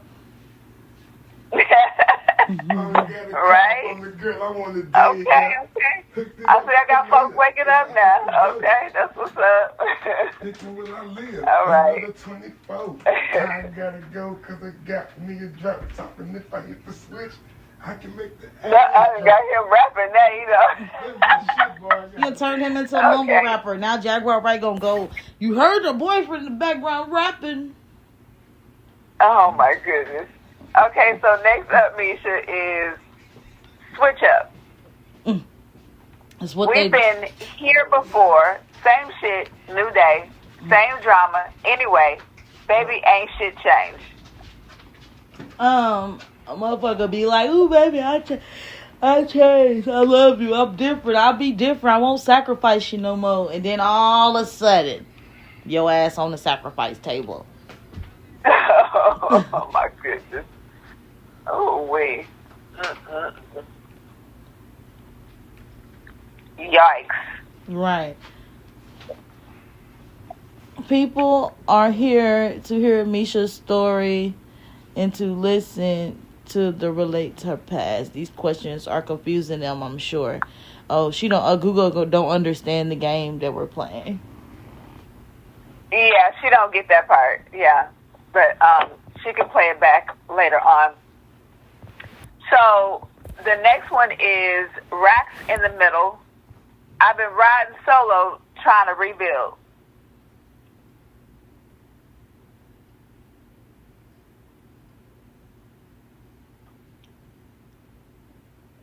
We're playing a game, guys. I don't know why y'all are confused. They're it's confused. A game now. They want you to just question. It's just when I'm reading the title and the little lyrics, little verse, little part of the song, she is just expressing how she relates to the title and to the lyrics. Excuse me. It's really a simple game. And it could go anywhere, like I said a few minutes ago. We're just playing a game, and Mesha is actually just expressing herself through whatever the titles are, whatever the lyric is. She's just expressing how she is relating to whatever it is that I'm speaking of with the title and the lyric. She said, but the story wasn't over. Yeah, the story is over, but Mesha is, you know, she wanted to play the game, so we're playing the game.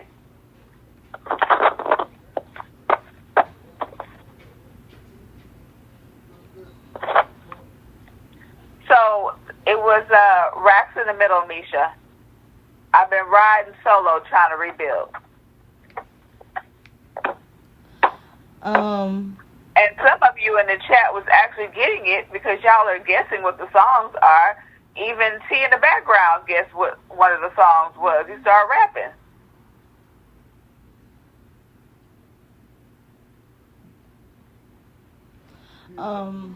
What was it again? Something about delayed, or I didn't hear. Racks in the middle. I've been riding solo trying to rebuild. They either keep the racks is the private area, and they had to get away from whatever drama they were going through to get their life together. Okay. Am I supposed to guess the name or tell you how I feel from the song? You tell me how you feel from the song, and you can guess the name too if you want to, because your man back there was guessing. He said, "Oh yeah, that's Ice Cube." He said, "Lamisha, is the interview over?" And then Renegade in the chat, she guessed the other one too. A-Ball and MJG. You can guess the artist. The answer is the interview over. Do you have any questions, Trinity, that you want to get on the phone and ask? The answer is the interview over. Well, basically, when you said earlier, Mesha, that you were done, and you asked for us to start the game, that was the ending of the interview. And you've just been, expanding on this game and how you relate to the title and the lyrics. Yeah. And you've just been speaking on some of the things and how it relates to your current situation and what you're dealing with. That's what you've been saying. Yeah. And I think that's probably why it's confusing people, because they're like, okay, I'm confused. Where are we at now? Yeah. The interview has been over. Mesha ended it a few minutes ago because she said she was done. Oh, I didn't say something correctly, Google, so I can know what to say, what I need to say? Oh, she said she probably missed that part. Oh, well, Renegade, that was actually Nipsey Hussle. Racks in the middle. I've been riding solo trying to rebuild.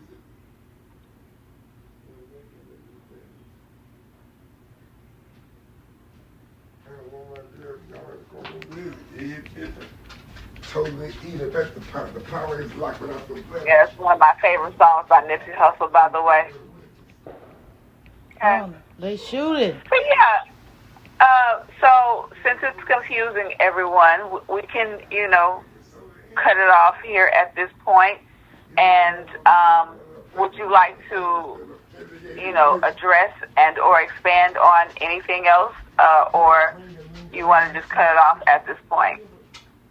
It's up to you, Mesha. Yeah. Any questions in the chat that y'all want to ask, and I will answer, just as long as if it's not too vulgar or it don't trigger me, I will answer any question. Are they shooting by the door? My eyelash coming off, but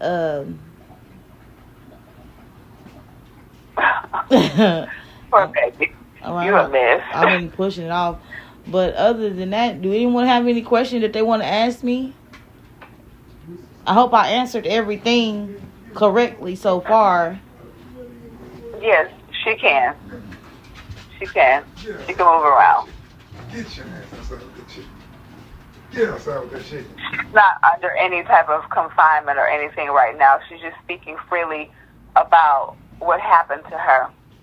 Yeah. I'm just speaking on my live because they're asking, are you free? Are you able to move around? They're concerned about you.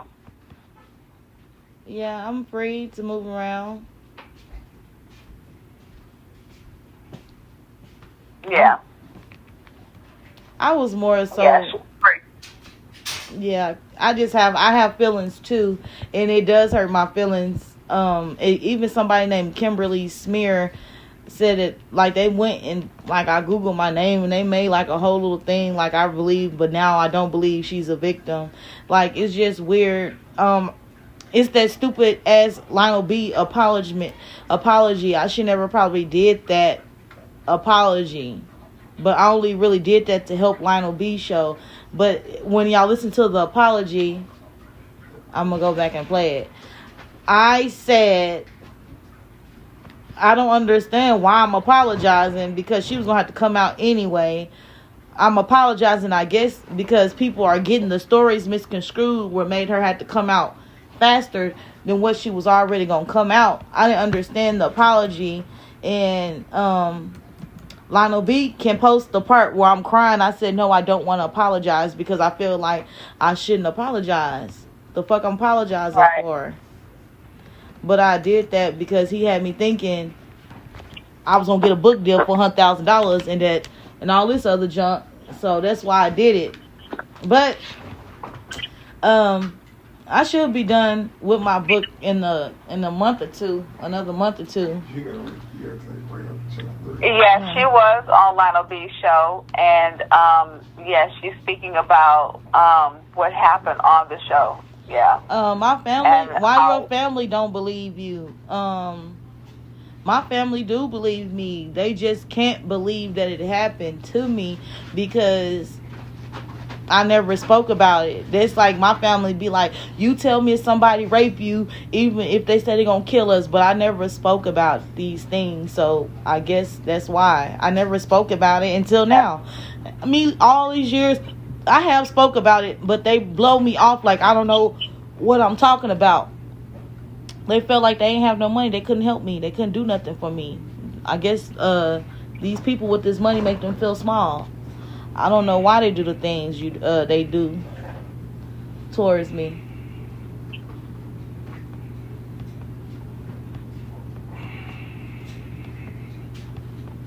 So why did you put the clips in just to take them down? Well, Google, she wanted to stop, so we stopped. That's up to Mesha if she wants to keep going. I want her to be comfortable. So, if she want to talk about anything else, she's more than welcome to do that, but I'm not going to pressure her. She said she wanted to stop and she wanted to play the game, so we did.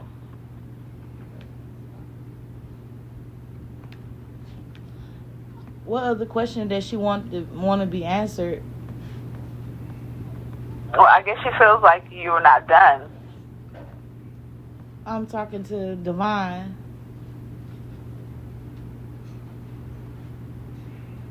Because that's what she stopped it at. She said, how did the baby oil details become the end of the life of the story?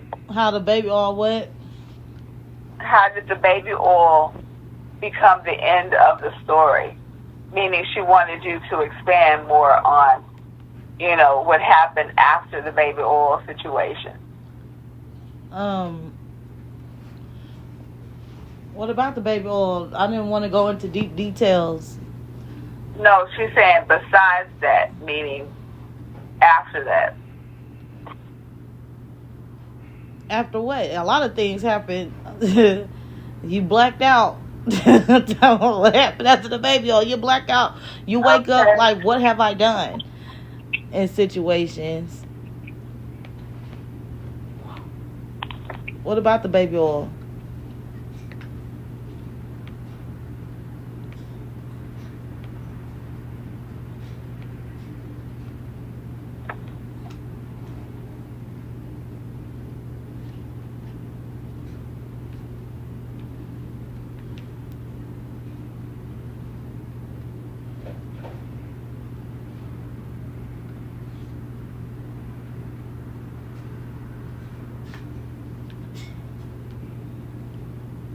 It's up to you, Mesha. I'm talking to Divine. Can, leave it right where it is, or you can keep going, however you want to do it.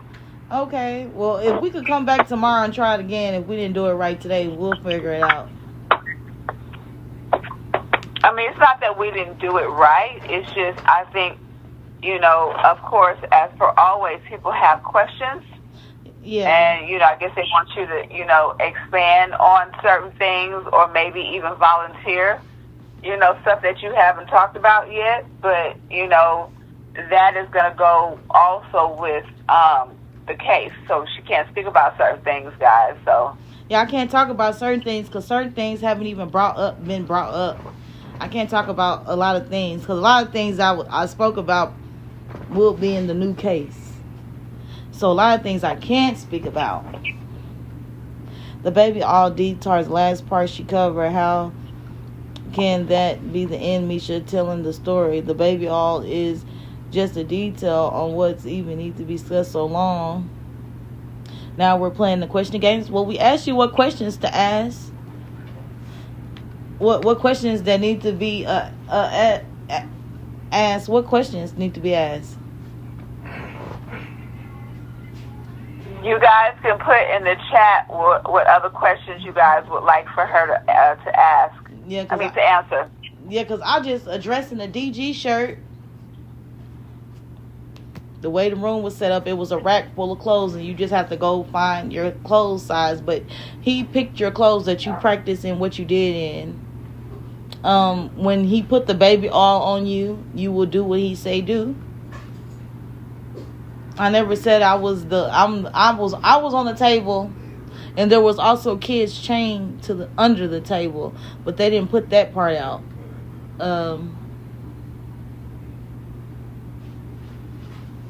I don't want to talk too much because I just said too much. I don't know what else. Mesha, you say you wanted to stop. I missed that. So did Trinity in the chat. So they're in the chat? They on that group call, Dr. Divine? No. Oh. I'm on the call with you. I'm not in a group call. Oh. My stars are retarded in my mind. I'm trying to hear. Well, Mesha wanted to stop you guys, so Mesha said, again, if you guys have any questions, put them in the chat and she will answer them.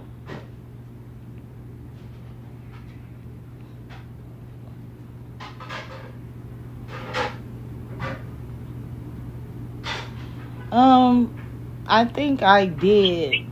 Well, I feel like he took my innocence, and it felt like, because somebody told me, even T told me at a young age. I used to tell T I was going to marry him before. But anyways, here and there, there. But at a young age, they'd be like, oh, you got raped? That you're a hoe. You was automatically labeled a hoe.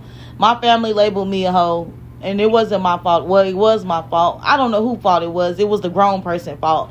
But they manipulated me to think I couldn't have love or have a boyfriend or anything because I was raped, because I was a hoe. And so I was like, I might as well just go back with him. I might as well just kill myself. Go back with him. So I felt like, yeah, I felt like going back to him, even though I endured the things I endured. But when I got hurt like that, they passed me along. But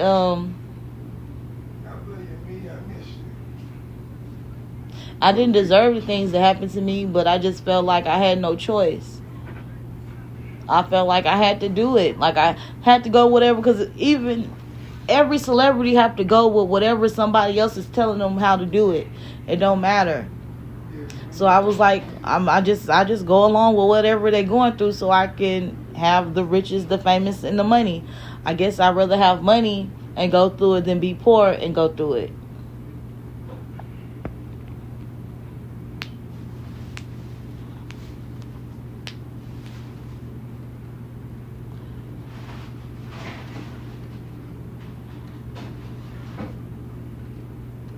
Did he ever tell you he loved you, Mesha? Yeah. Did you ever feel love for Diddy? Yeah. More pity love. I felt bad that he could never have love because he was ugly. It was basically trauma bonding. He was trauma bonding you. Yeah, that's what happened. Yeah, that's very clear. He was emotionally manipulating you. Yeah.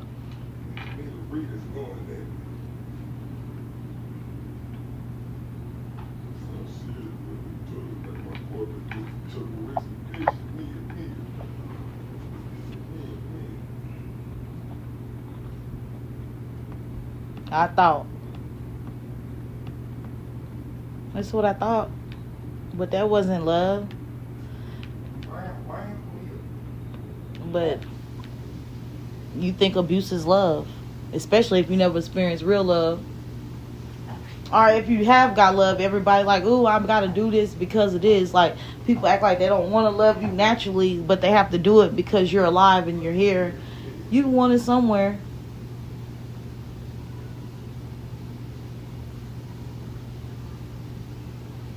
Thank you.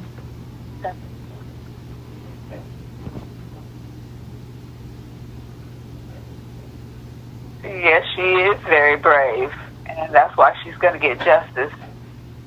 This is part of her justice, speaking her truth. Yeah. No matter what. No matter what.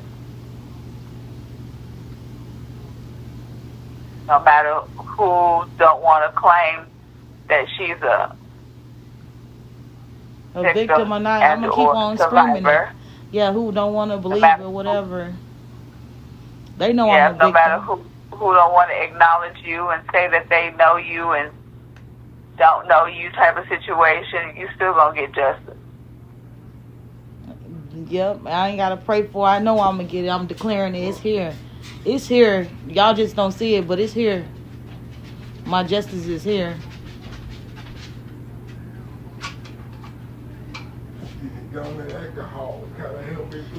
God bless me in so many other things. It may not be for me to go sue him and get money or sue celebrities and get money. That may not be my blessing. That may not be in the cards for me. It may not. Really, justice for all the victims and me fixing my wrongs. That's all this is, really. Yeah, the light always wins. I will get my justice, yes. Anything else, Vine? No, that's going to be all, Mesha. I'm done over here. Okay, thank you for interviewing me. Absolutely, love. You know, I'm always here for you since day one. Yes. And you will get what is due to you, which is your justice. It's coming. Yes. Y'all go follow Divine on her page. Drop it in the chat. And I think she's selling shirts. Y'all follow Divine. You go live on your page too? Oh yeah, you did. Ooh. Yeah, I'm actually live right now on my channel. Okay.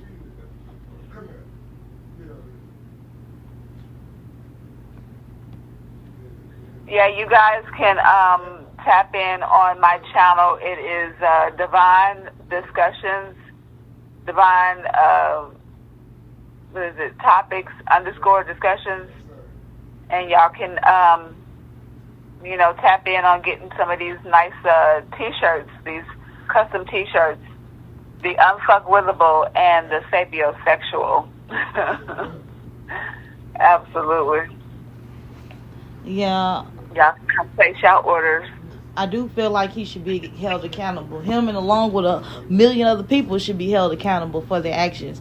But more so him. It's like a urge, hate in my heart. And it's not really hate, but I don't know what it is. Because it went from hate to pity to, I don't know, to, yeah, it was a good thing all this happened to me, so it let me know how to survive now. It's just like a lot.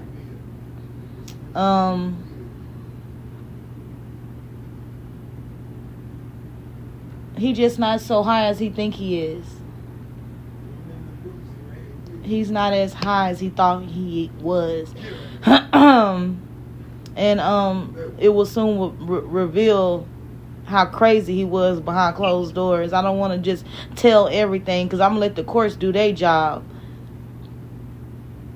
But he was horrible. And he looked at himself as Lucifer's son. Like, he looked at himself as he was a god. And he's not a god. He's still a nerd in my book. A rich nerd at that. He's a rich boy. A rich nerd boy. They wanted to be a pretty boy, but he knew he was ugly. So he has a lot of complex with himself.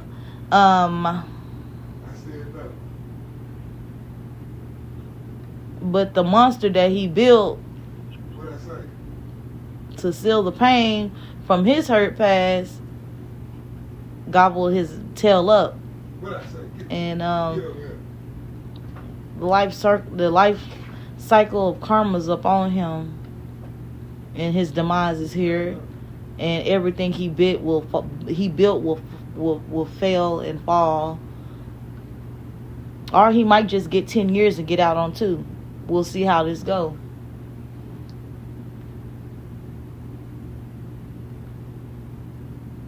But he ain't gonna have no money, and I don't think nobody gonna mess with him like that no more. But they about to take him for everything he got. He'll be just like me in the end with nothing but a story. But he's a mogul, so I don't know how that worked for them. Well, you know he put everything in his mother's name, so... Yeah, but she's going down, too. He was bragging about that on that call in jail. He was saying somebody was recording him, and they recorded him saying, oh, well, they can do anything that they want. I ain't got nothing. Ain't nothing in my name. Right, I just might sue his mama. I might come after his mama. Let me not say that before they come get me. But yeah, everything in his mama. I already know it's not in his name. He don't care about getting sued. Hell, he gonna be living his butt dream up in the jail. He ain't missing nothing. He gonna still have people he can have sex with.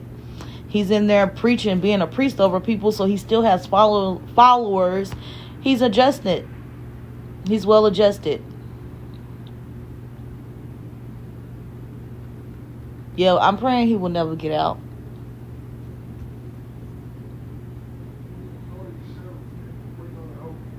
And I pray for Ashley.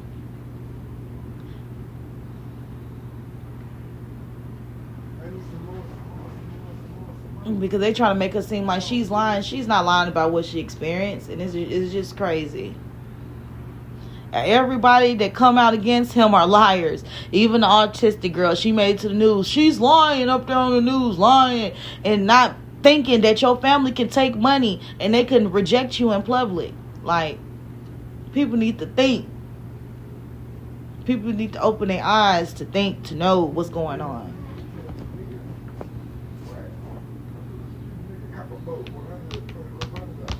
But he's been getting away with it for years. The people, they've been getting away with it for years. All this stuff happened to Michael Jackson when he was a little kid. And they've been getting away with it for years. But yeah. Any more questions? I think we answered everything. We answered everything. No, I think that's good, Mesha. I think everyone has gotten their full share of basically the breakdown. And everyone will just have to wait for the rest of it after all the court proceedings, after everything is closed, the case is closed. Yeah. Or get it in my book. I might put everything in my book, but I don't want to keep talking about no book and then they come get me and then I'll come up missing or anything because of the damn, I keep talking about this damn book I'm doing. But yeah, everything gonna come to the light. Yep. Everything. And I can't wait.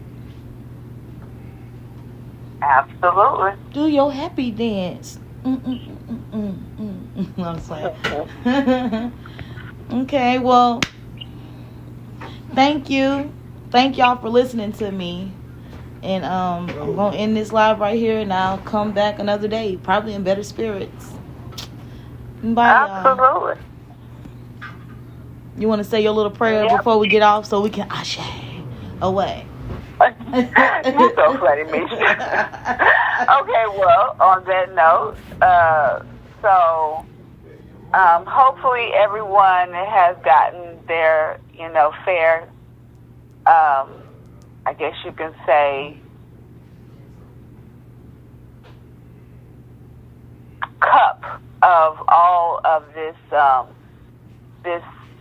Diddy tea that I'm pretty sure a lot of people were wondering, and I'm pretty sure you guys still have a lot of different questions, but for the most part, I know that Mesha answered everything to the best of her abilities of what she's allowed to say.